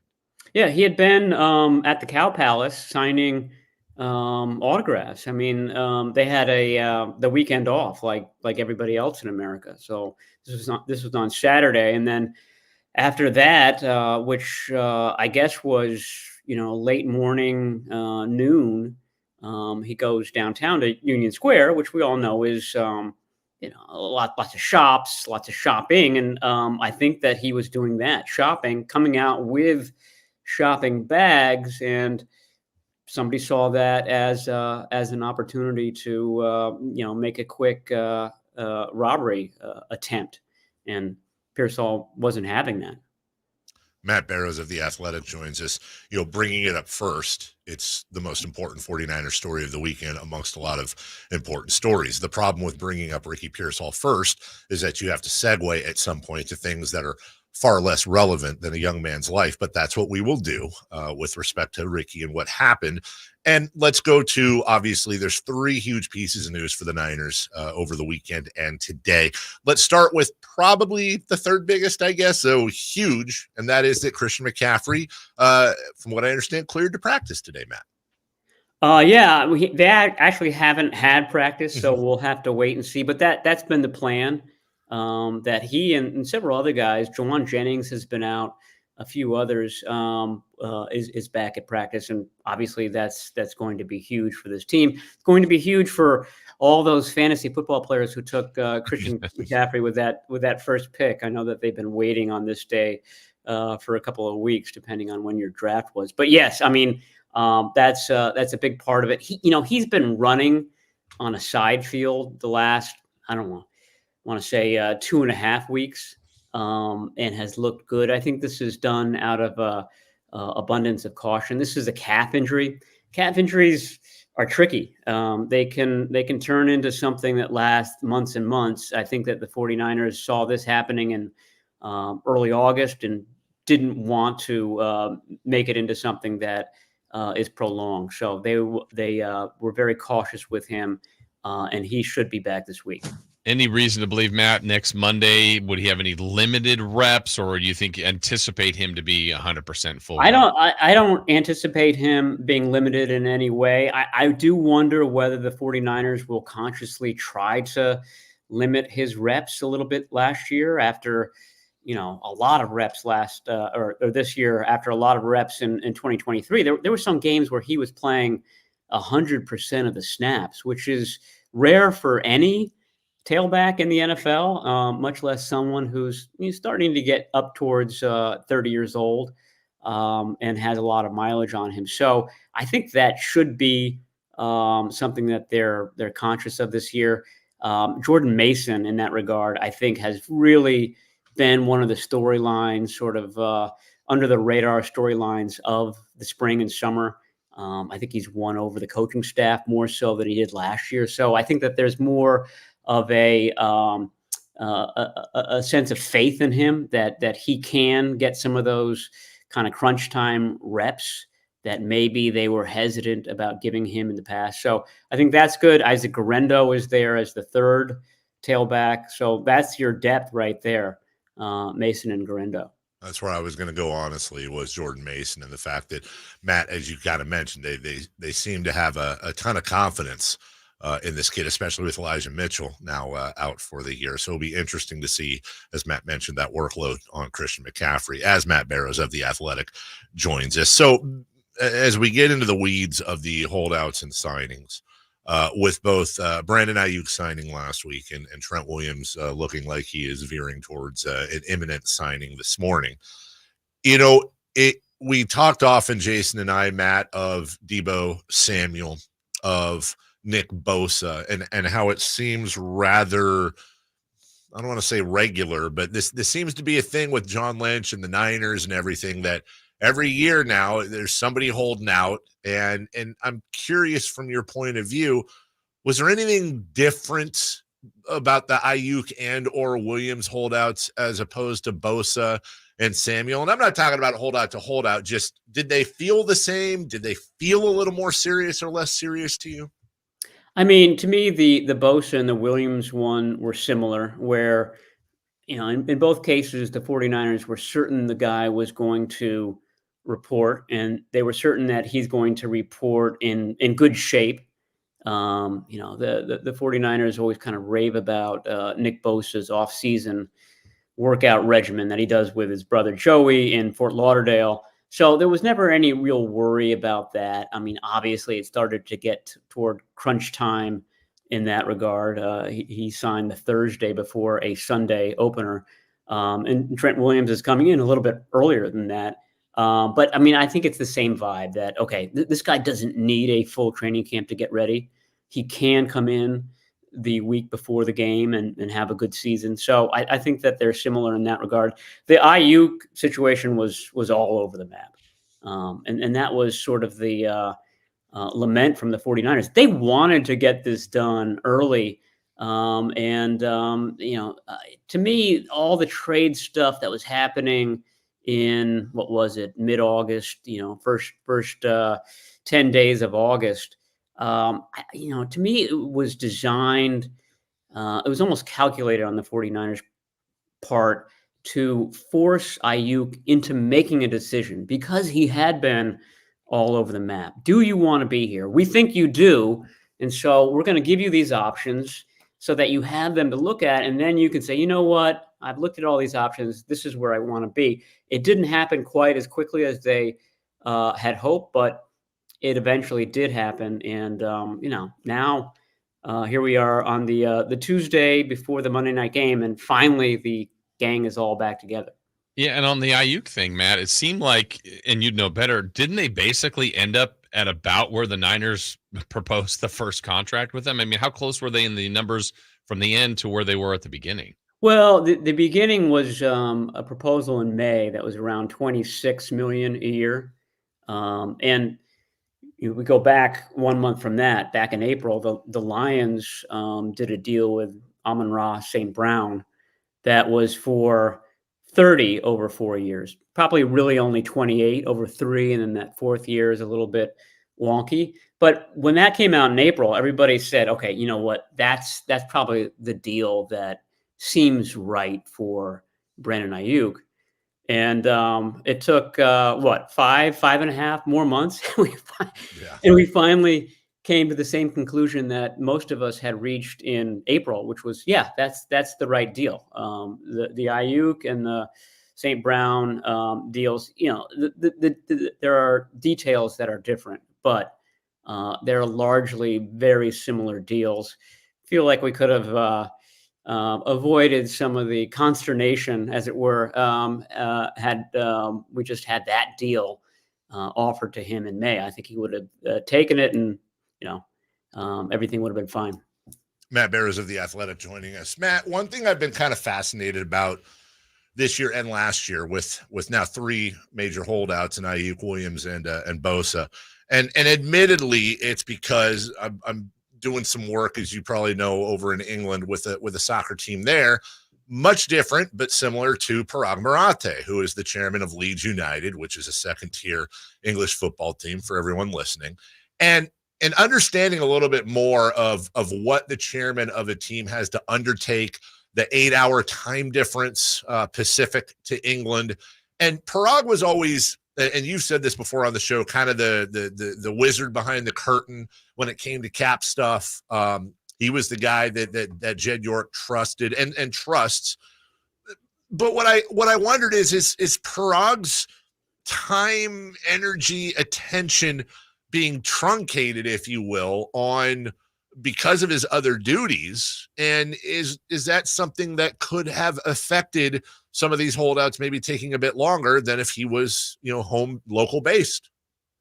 I don't think so, because I don't think these negotiations are, you're on the phone with the agent for 12 hours a day and you're shouting back and forth and you're trading numbers. I think it's a very kind of slow, methodical process where the team comes up with a plan of attack at some point, and an initial offer is made. I don't know whether it's made by text or something like that. But it's right. It's a lot of waiting, and I think there was a lot of waiting after that initial offer. I think that the 49ers offered that $26 million a year deal in May, hoping that that this is going to spark the talk. This is going to spark negotiation, and we'll go back and forth. And nothing really happened. And so I think, so to answer your question, no, I don't think that eats into his 49ers time and his 49ers negotiation time, because I don't think negotiations are all that exciting. I just think it's a very, very slow, watch the paint dry process until it's not, and then it is a flurry of activity, and then it's done. Matt Barrows joining us, brought to you by Stockton Honda. Matt, as far as Trent Williams, we expect that hopefully and contract all to be agreed, hopefully here soon. Is it as easy as, hey, Trent, we trust, like you said earlier, hopefully keeping himself in shape. He knows the system, knows the offense, plug and play, and he's ready to go Monday? Yeah, I think it is. Chris Furster, the offensive line coach, is always talking about how difficult that first game is for offensive linemen, that you really can't replicate it. As far as just the exertion and how tired these guys are, especially after, the first couple of drives, if they're long drives. So I don't know if that means that Trent Williams will play the usual 100% of the offensive snaps, or whether he'll get a break here and there. My guess is that he plays his normal allotment. And my guess is that, he owns a gym in Houston, and reportedly was at this gym regularly. So I think he's going to show up in good shape. I mean, to me, I think that, Trent Williams was in no rush to get this deal done. He's somebody that's gone deep into each of the last, 4 postseasons, played a lot of snaps, a lot of wear and tear on his body, probably needs a longer rest and recovery period than most people. So to me, this was all sort of part of that equation. I can show up in, what is it? We're in September now, on September 2nd and be ready for the season. I think that his concern was more, what am I going to be like in December and January and perhaps February versus how am I going to feel in September? And Matt, that's again kind of where I was going with Trent. I'm not saying it wasn't a serious holdout and he didn't want more money and he wasn't serious about it, but don't we kind of see this through the years with your high-level NFL veterans where they're like, I don't like my contract, and somehow magically it all gets worked out like after training camp's over because they, in part, just don't want to throw the pads on and sweat for a month. Yeah, for sure. Do you want to wear a foam Guardian cap in August around your head while sort of rookies try to make a name for themselves by giving them a chop to your arm? So yeah, I think that's all part of it. His right ankle, that's the inside ankle, that's the one that was injured in Cleveland last year. So that leg is sort of toward the meat grinder of the line of scrimmage. That's been problematic for him throughout his career. So, I mean, just giving that, another, what was it, 2 months of repair. Yeah. To me, that's more valuable than him, going against, Jonathan Garvin in practice. I used the name, Dave, that I thought would throw you. Very obscure practice squad player on the 49ers. Well done. Yeah. I mean, we look for one of those. Yeah. We're trying to get it sponsored, so we'll figure that out. Matt, as the season is basically here, one of the favorites again. Look, this team should be good, but there's always question marks going in. What are some of yours? What do you think some of the Kyle Shanahan's questions might be that he hopes to get answered as soon as Monday against the Jets? Well, I mean, I think question marks on the team. Center is not real deep. You got Jake Brendel there as the starter, but the backup situation isn't great. As far as Monday, I mean, Brandon Ayuk is a bit of a question mark. You know, your question about does Trent Williams play his usual allotment of snaps? If that question is about Ayuk, I would say no. I mean, Ayuk is known on the 49ers as, having the best stamina, can go 100% on just about every snap of the game. That's what has kind of really endeared him to Kyle Shanahan and Leonard Hankerson, the wide receivers coach. But not having been there through all of the spring and all of training camp, I wonder what his percentage of snaps is going to be on Monday. I would think it's going to be more along the lines of, 65, 70, 75%. And then Chris Conley would probably be the guy getting the other 25% of the snaps. So what kind of shape Ayuk is in, what kind of rapport he can sort of whip up with Brock Purdy. I don't think that's going to take long, but I also don't know if it's going to be there immediately against the Jets either. Matt, speaking of Kyle Shanahan, football season's starting, so of course the hot takes are flying. I heard one over the weekend, though, and I kind of paused to think about it. It said that Kyle Shanahan has more pressure on him this year than any other coach or player in the NFL. And it wasn't like he's got to win or he's fired or anything like that. I'll give the person credit, but it is interesting to think for a guy who has had so much success, and Shanahan has had a ton of success, but whether it's age, cap, Brock Purdy's extension, whatever you want to call the window, it does seem like this team is in a pressure cooker. I agree with you. I mean, I liken it to that 2013 Jim Harbaugh team that had gotten so close and that was so full of talent. And that year, there was an onus on that team that year. There was a weight that they carried around, seriousness. 2011, that was sort of like the who's got it better than us team. By 2013, those slogans were gone. And like I said, it was very serious. And then when they lost in Seattle that year, the wheels started to fall off. And I think that these 49ers are in better position for the future than that team was. But I think that weight, that seriousness that I was describing is there.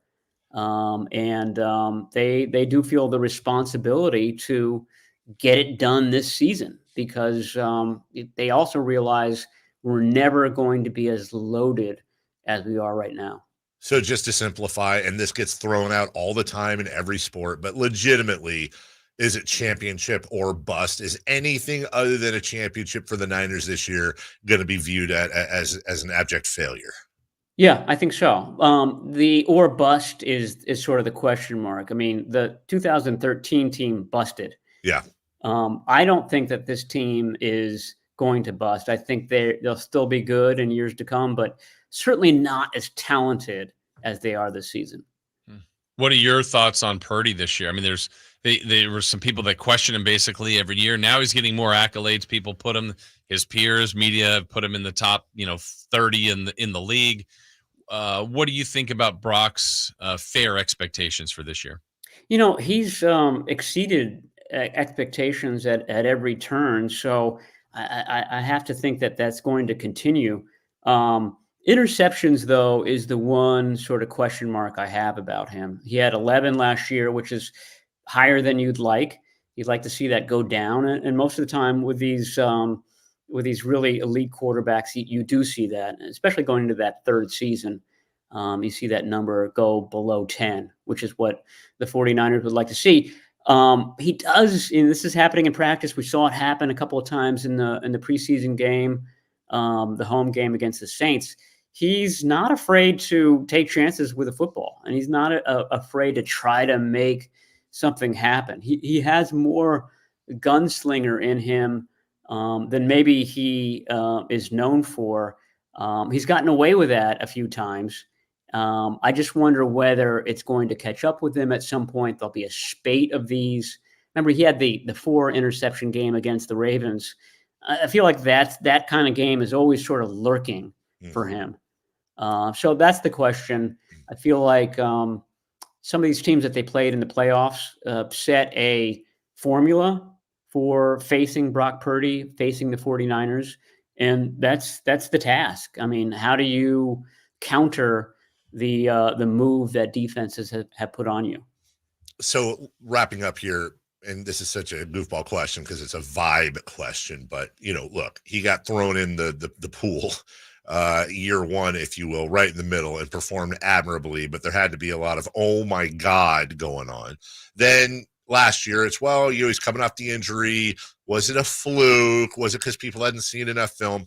Do you get the sense that maybe this is kind of the first year where he's like, I do belong at the big kids table. I've always had that confidence, but I am the guy, and I know I'm the guy, and I've proven I'm the guy. And maybe there's just a bit more comfort there now with him being an established young NFL star.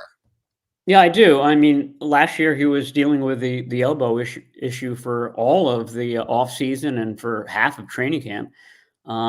This year he's been able to kind of address lingering things that he wanted to work on, whether it's physical, game plan stuff. So I think that there is a confidence there that maybe he didn't have. By the same token, though, when you're a rookie and you're kind of thrown in, you have no other option than to kind of plow ahead. And sort of the same thing with the elbow last year. I mean, the elbow consumed him, so he had to be sort of laser focused, put blinders on. I just don't know how he's going to react to not having any sort of outside element to deal with this year. Like I said earlier, to this point, he's handled everything like you would expect a 36-year-old quarterback to handle them. He's mature beyond his years. The guy's 24 years old. So, like I said, I think that he's going to handle the onus, the responsibility, everything really well. You just don't know yet. Well, if I'm doing my math right, I believe that in his first year, when we almost lost Matt, when he was choking live on air, he was choking live on air. I believe, if my math is correct, Brock Purdy would have been either in kindergarten or first grade at a fresh face, 6 years old. So, Matt, the end is closer than the beginning for you and me, but Yes. You know what? Onward and upward, my man. We are so excited to have you back. I'm glad I survived that so that I could witness the Brock Purdy years. I mean, I'd be sad if I hadn't. I would be too. I'm not going to lie. Ratings bumped for a couple of weeks probably for a first-year show, but then you lose a guest and a good guy for 16 more years. Not worth it. I'm glad you made it, Matt, because we get to read your wonderful coverage in The Athletic each and every week. Thank you, my man. Thank you. And you wouldn't have wanted to be known as the guy that sort of, cheered on a guest choking. Cheered? No. Cheered. It's interpret whether it's cheering.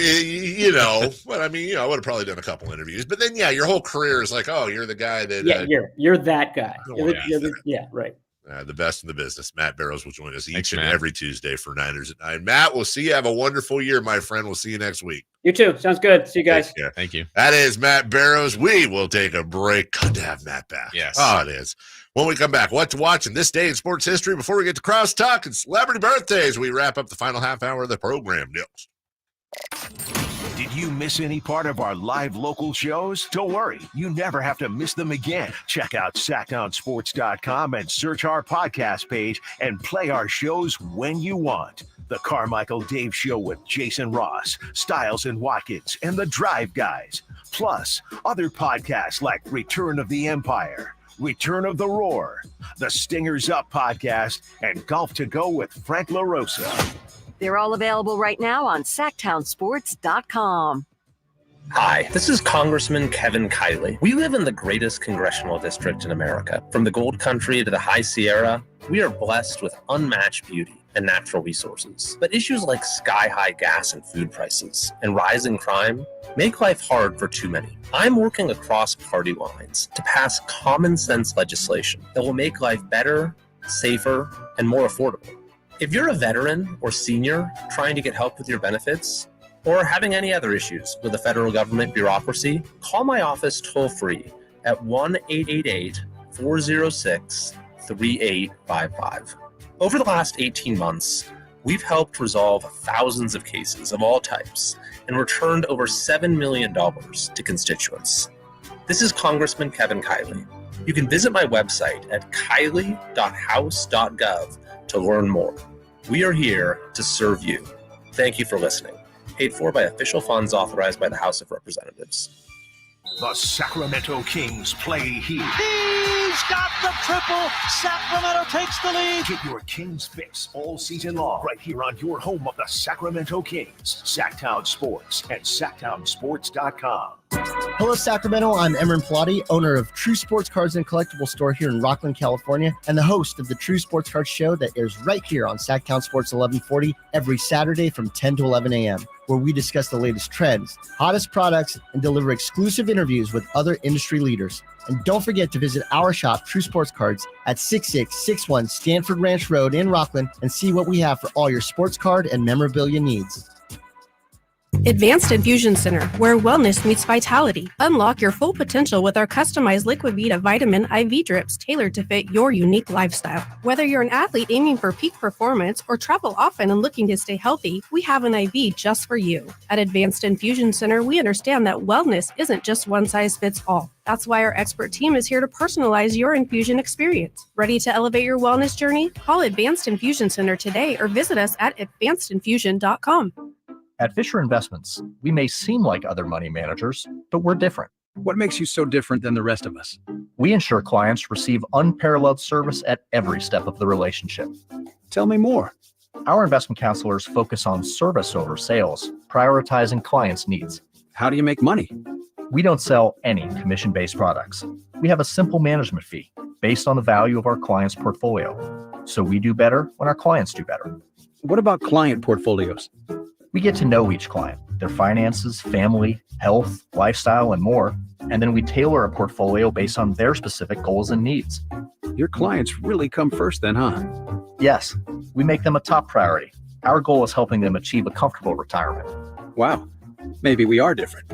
At Fisher Investments, we're clearly different. Learn more at FisherInvestments.com. Investing in securities involves the risk of loss. Only one radio program captures the excitement of hunting and fishing as it happens. The award-winning California Sportsman with Sep Hendrickson. Only California Sportsman takes you where the action is, live on the water, live in the blind, and live with the top pros and experts in outdoor sports. California Sportsman with Fishing Hall of Famer Sep Hendrickson is your premier destination for all things outdoors. Sep's Saturday Morning Outdoors. Ultimate Bass and California Sportsman, 5 a.m. to 8 a.m. Saturdays on Sacktown Sports 1140. Bonneville International Radio Station contests are open to participants at least 18 years of age and older that are residents of California and who reside in one of the 6 counties that make up the Sacramento metro area, unless otherwise specified. Employees or agents of the station, Bonneville International Corporation, other area radio stations, or any entity associated with the contest are not eligible to win, unless the station otherwise specifies in its own discretion. Persons who have won in the last 30 days from a station contest or event may not be eligible. For a copy of the general contest rules, visit KHTK.com. It's Capital Casino, Sacramento's #1 poker room. And guess what? Primetime football is back. Capital Casino is giving away $500 per game in high hand bonuses for every Sunday, Monday, and Thursday night primetime game. As always, offering the best food, the best service, and the best action with the most variety of games in the region, conveniently located in downtown Sacramento. So check them out, Capital Casino, and always remember to gamble responsibly. 1-800-GAMBLER. Get your tickets for the Marysville Stampede September 14th and 15th at MarysvilleStampede.com.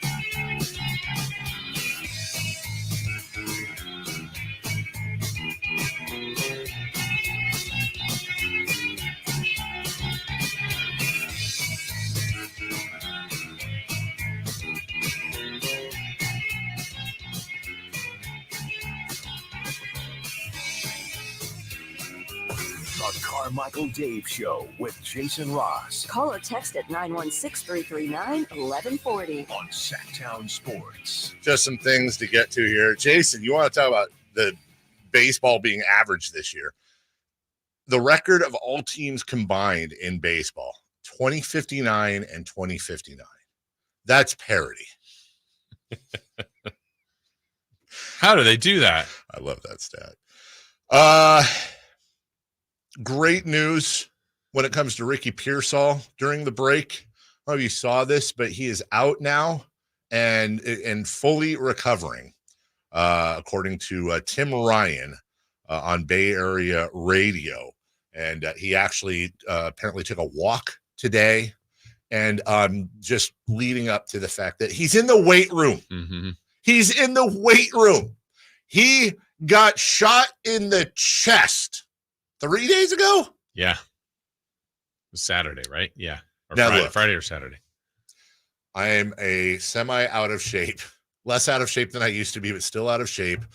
Older than Ricky, not football player. I feel like if I got shot in the chest 3 days ago, I would not already be back in the weight room.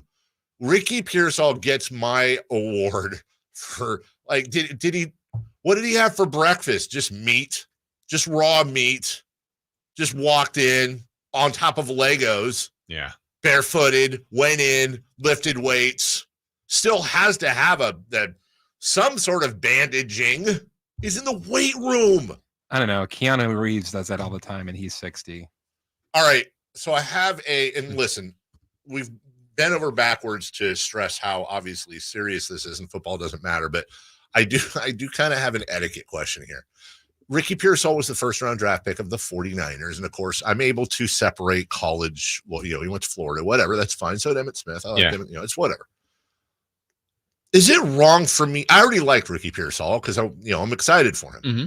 But is it wrong for me to like him even a lot more now because he got shot in the chest, is in the weight room, and like I have this like extra? Well, I guess not, because we all like DeMar Hamlin more. Obviously, a different situation. Yeah, I didn't even know who he was, to be honest. At all. That. But like, I think it's okay to like real life horrors like that make me root for. Like, I'm rooting for him more now. Yeah, I remember when, God, talking about a long time ago, Paul Pierce coming into the league was stabbed in the back like 12 times, something crazy. Yeah. And I remember thinking, okay, I didn't really care about Paul Pierce before. I really hope he has a good career. And it turns out I hope he doesn't poop his pants during a finals game one day. So stupid. The NFL is reportedly in talks to soon start the season with games on Labor Day. There would reportedly be games scheduled on Thursday, Friday, Saturday, Sunday, Monday, and I don't know how I feel about that. That doesn't work. Why? Because the whole thing with getting like the extra game was for the season to end on President's Day weekend. Yeah. So we would get that Monday off after the Super Bowl. Wait, are you saying there might be a scenario in which the NFL is going to backtrack on what they were going to do in part to make something more appetizing to players for money? Proof for that. Good luck, Chris. Well, okay, so they're, I don't want to say famous, but generally Labor Day, that's the first weekend they start to play. So now you're saying that's going, I mean, the week after that. Yeah. Like this. Like we would have had the first game last Thursday. Gotcha. I don't know if I like that for a lot of reasons, but also I kind of like having Labor Day weekend open. Yeah. Like if NFL is kicking off Labor Day weekend, like that's awesome from a football standpoint, but also like that's my weekend. They're not giving us a chance to breathe. Thank you. Let us breathe. Let us breathe. Yeah. And then we'd have a Monday after. So today would have been the recap of the week. No, we don't want to kill our Mondays. No. Save those for the summer. Thank you. Yeah. I vote no. Right. And finally, it's now public, apparently, that Cheryl Swoops was replaced on the NBA TV broadcast between the Dallas Wings and the Indiana Fever. Obviously, well, I would imagine in part, there's some weird thing going on with Cheryl Swoops and Caitlin Clark. And I saw her tweet the other day, like, I don't care what numbers you have or stats, they should win co-MVP.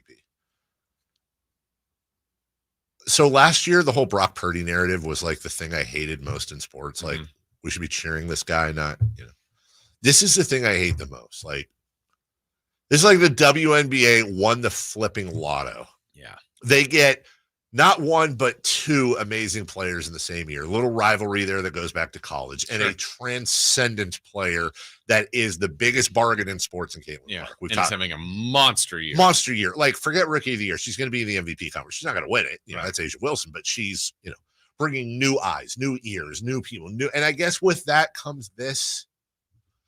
I think there's nothing going on right now in sports takes that I hate more than the whole, they're both having great years. And it's like ESPN had Angel Reese ahead of Caitlin Clark in their rookie rankings. Wow. Like last week. It's embarrassing. And for somebody like Cheryl Swoops, who I don't know, but I have all the respect in the world for him, you want to talk about a trailblazer of the game, my God. Like, dude, I know that we don't work in absolutes. That's a tough thing to do. Like, well, I like peach. Well, no, I don't like peach. Well, you're wrong. No, you're wrong. It's a tape. This is not one of those. Yeah. And I don't mind saying this as somebody who is still relatively new to the sport, but I understand the sport. If your take is anything other than Caitlin Clark's the rookie of the year, there's literally something wrong with you. Like, you have an agenda. You're smoking something. You need to stop drinking.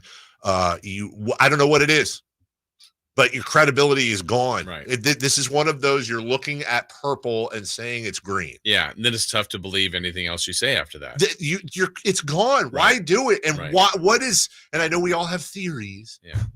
Just have self-awareness. Yeah. There's one category that Angel Reese is beating Caitlin Clark in, and that's rebounds. Caitlin Clark is annihilating her in most, if not every other category, not to mention the turnaround with the team and everything going on, not to mention, it shouldn't count, but the extracurriculars and what she's. No, but the team turnaround's amazing. They were so bad at the beginning, and it was like, she's going to have a rough rookie year, but they've been great. And everyone's going to make more money. Yeah. Including broadcasters. Right. Because with more media rights and TV deals comes more money. Right. Well, those, WNBA broadcast. Yes. Like, stop it. Can we just stop that? Can we just stop it, please? Can we stop with the whole, it's a race between the two. No, it's not. Just stop. Just stop. Caitlin Clark's rookie of the year. Season ends now. Caitlin Clark's rookie of the year. God forbid Caitlin Clark misses the rest of the year. She's the rookie of the year. It's over. It is over. Knock it off. You're screwing your own credibility, people. And by people, I mean like 4 people. Yeah. We'll take a break. When we come back, let's crosstalk. Diamondbacks, Giants tonight. Mariners at A's, both in the Bay Area. Enjoy those while they last, kiddos. And we'll get to celebrity birthdays and Styles and Watkins next. You never know what you might hear when listening to a Sacramento Kings game. Out of Keegan, going for another triple. Man, is he feeling it. Keegan, can he do it? Yes, there's number 11, Keegan Murray. Keegan steps back. He just knocked down his 12th three-pointer, a Kings franchise record. He's got 45 points. Never miss a moment of Sacramento Kings basketball with Sacktown Sports and the Sacktown Sports app. eBay Motors is here for the ride. 120,000 miles of night drives, daily commutes, and who knows how many. Are we there yet? Through countless fixes, elbow grease, and a new radiator, you kept your ride alive. With eBay Motors, you have over 122 million parts to keep it running. And with eBay Guaranteed Fit, they'll be the perfect fit every time. Plus, at these prices, well, we're burning rubber, not cash. Keep your ride or die alive at ebaymotors.com. Eligible items only. Exclusions apply. You go into your shower feeling, but as soon as you reach for the Irish Spring, your day immediately gets better. That crisp, fresh, unmistakable Irish Spring scent zings your brain and awakens your senses. So when you finally emerge from the shower, 37 minutes later, because you pay the water bill so you can stay in there as long as you want, you're ready to take on the day and smell great doing it. Irish Spring Body Wash and Bar Soap. Fresh, green, Irish. Shop now at Walmart. Hey, it's Carmichael Dave inviting you to make the switch to electric this spring and save big with American Energy. Stay ahead of those spiking energy bills this summer with up to $9,000 in rebates on a new ultra-high efficiency comfort system. American Energy is providing huge rebates from SMUD as well as spring specials by installing one of many incredibly efficient AC options available to you right now. Get rid of those fluctuating gas bills in the winter and switch to year-round all-electric with American Energy. Let them perform a free in-home energy efficiency analysis and see where they can help you save for the warmer months ahead. These guys are the best. Been serving the greater Sacramento area since 1981. A+ from the Better Business Bureau. Learn more by calling 916-520-9990. That's 916-520-9990. Call 916-520-9990 now. To get people excited about Boost Mobile's new nationwide 5G network, we're offering unlimited talk, text, and data for $25 a month. Forever. Even if you have a baby. Even if your baby has a baby. Even if you grow old and wrinkly and you start repeating yourself. Even if you start repeating yourself. Even if you're on your deathbed and you need to make one last call. Or text. Right, or text the long-lost son you abandoned at birth. You'll still get unlimited talk, text, and data for just $25 a month with Boost Mobile. Forever. After 30 gigabytes, customers may experience slower speeds. Customers will pay $25 a month as long as they remain active on the Boost Unlimited plan. Forever. Lowe's knows it's easier to make the right calls when you have the right team. That's why our Lowe's Red Vest associates can help with game time decisions. Plus, use in-store mode on the Lowe's app to find what you need. Under pressure at home and want it soon? Order online by 2 p.m. to get it same day. Same day valid on eligible in-stock items and select zip codes only, subject to driver availability. Fees vary based on purchase, exclusions, and more terms apply. See Lowe's.com/same-day delivery for details. Sacramento, Dirk Bentley's coming to town. Getting drunk on a plane. For his only show in California this year, Saturday, September 28th at Heart Health Park for Country in the Park 2. What was I thinking? And he's bringing some friends. Carmichael. You wanna close your eyes for this. Tyler Rich. Dasha. And more. Saturday, September 28th at Heart Health Park. Get your tickets today before they're sold out at CITPFest.com. Brought to you by the California Army National Guard and Red's Pizzeria and Tap House. It's time for the news of the day. The latest headlines, the biggest stories, hard-hitting analysis. Yeah, this is none of those things. And now, here's Carmichael Dave and Jason Ross. Yeah.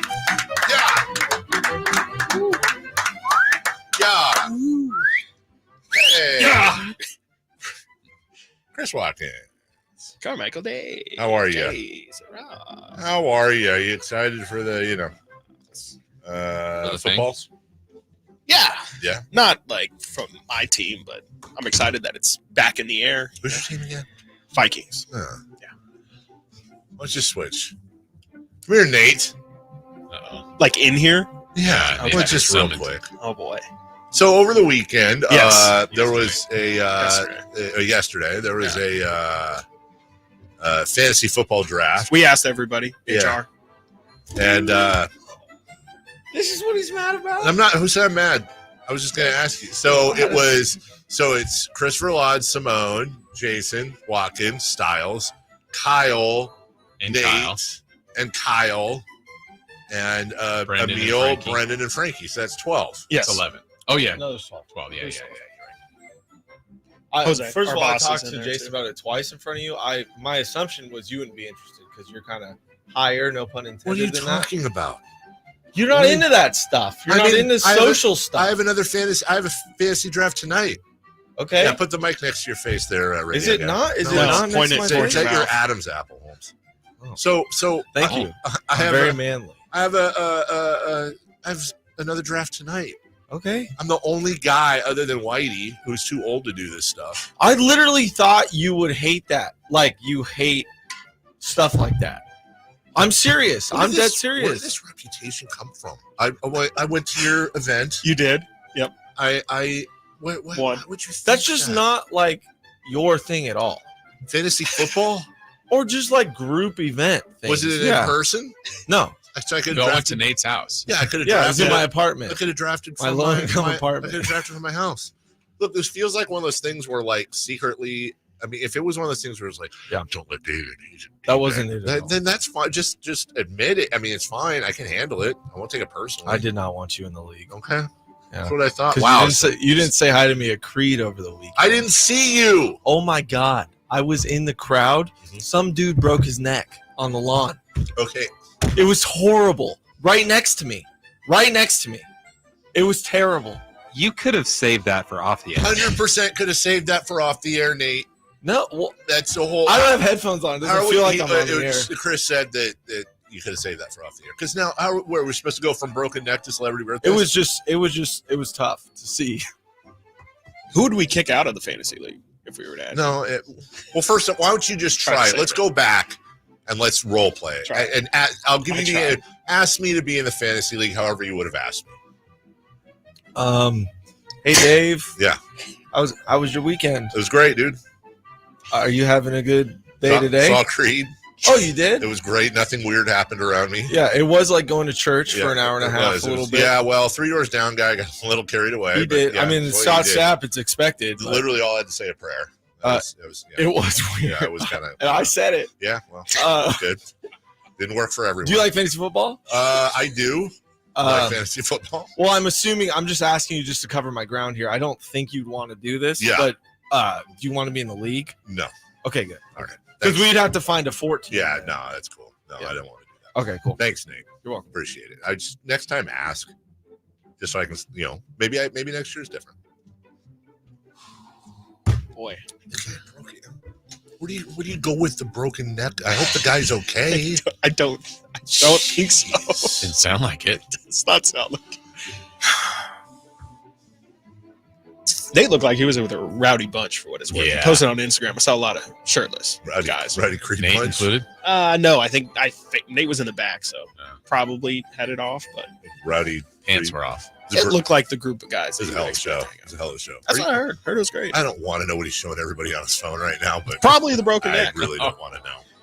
Well, thoughts and prayers to whoever that happened to, and hopefully they're okay. And if they're listening, if somebody update us if you know who that person is, because now I'm going to be worried about that person basically all day and all night. Celebrity birthdays brought to you by Crumble Cookies and more. Hey, birthdays are meant to be spent with family and friends. They're loving our lead-ins these days. They really have. What was it? Haven't we had like death a couple times? We were talking dogs. We were talking. There was something else we were talking. I think on Friday. It wasn't dogs. It was dog great. food. Well, in a certain point of dog's view. ass Yeah, food. right. By the way, is that all going okay? On the homestead. Yeah, still with us. Right. Yeah. Jason. Yes. Not sure what specifically you were referring to. But, No, I just had a line that I'll say for off the air. Gotcha. I'll let know what Nate. Yeah. Go ahead, Jason. Okay, let's start with this first. On this day, September 3rd, in what year was the television show Sons of Anarchy debuted? Which I've never seen. That's the motorcycle show. I've never seen it right? either. Is it like a motorcycle show that it's takes like place in Stockton or something? Does it? I think so. I think it's somewhere down It's there. our own show. Sons of Anarchy debuted on this day in 2005. I'll say 2008. 2007. We have a correct answer, and it belongs to Chris Watkins, 2008. Big What a Sons of child of Anarchy Anarchy. guy. Come on. Yeah. On this Born in it. day, That's a Planet Earth, right? Wasn't that a Planet Earth episode where they were going over the Sons of Anarchy and the Big Bang Theory? Dork. Dude, dork. on this day, in what year did the America's favorite song, What Does the Fox Say? Oh, it's got to be 2012. It's a great guess. Yeah, it's a really you know what? That song was playing the year I got brought back after being brutally fired. Brutally. I'm gonna say 2013. I feel like I remember in my freshman year of college a teacher playing it, so that would put it 14, but I'm not sure if I'll say 14. I guarantee you we got it's either 13 we or have 14. a correct answer. We have a correct answer, and it belongs to Carmichael Dave. Hey, thank you. Never forget getting fired. Yes. That's right. And the Fox. Happy birthday today to Charlie Sheen. Pretty polite. Hey, can we just say, by the way, Winning. good for him. Tiger blood. Not everybody had that in their pocketbooks. There. Yeah, Charlie no, Sheen. He had a run. He had a run. Well, he had man. two different runs. He had a great run as an actor and a superstar, and then Yeah, that's not the but, run. You know, yeah, the other run. I didn't watch 2.5 Men. No, I'm I talking watched about, the interviews, I'm talking about that's for before sure. that. I'm Yeah. talking Young Guns, 8 Men Out, Young Guns 2, Working Men. Working Men, other stuff. Charlie Sheen is 62. 65. Brother of 66. Emilio Estevez, son of Martin. 62, 65, 66. We are in the wrong decade, Ooh. guys. He is 59. Ooh. He's lived long enough. Yeah, but he's really in his 60s. His spleen and liver are, yeah. Yes. Happy birthday to former Kings coach, still with us, Dick Motta. Is Dick good for Dick? I can't. Guys, come on. I'm saying I never thought about it. You never thought about what? Dick Motta. Coach Motta. Dick Motta is 90. 90. Yeah, I'll say 90. No, I'll say 88. 89. Jason Ross. How old is Dick Motta? Former 93 coach. Today. Carmichael Dave is the closest. Happy birthday to Coach Motta.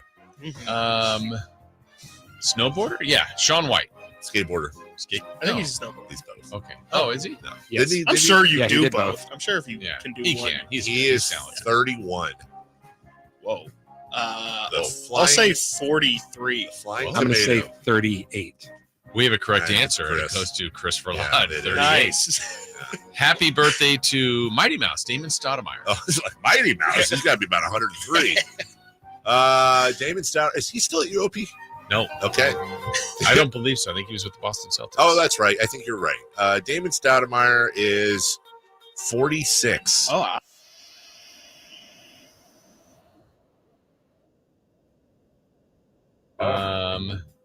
Chris Watkins is the closest, 51. Ooh. Oh, nice. Young Mighty Mouse. And let's end with happy birthday to World Series hero, beat my Yankees, Luis Gonzalez. Oh, remember his chewing gum sold on eBay? That's so funny to me. Didn't he have the base hit? The thing to win? Okay. Yes. Luis Gonzalez is 47. Why did that number? 49. 51. He is 57. Oh. Are you serious? That was in 2001. This is 23 years ago. That is Wow. not a Hit great against way to Mariano end. Rivera. We're all going to die soon. We're just getting way too old. All right, right, we- through 10 to 2. We'll take a break, and by break I mean we'll be back tomorrow. Yeah, it's a long one. Watkins and Watkins. Yeah. Coming up next. Yeah. Right here on Sacktown Sports. Bye-bye. What's the missing piece for the 49ers? Which names will they add during free agency? Whether it's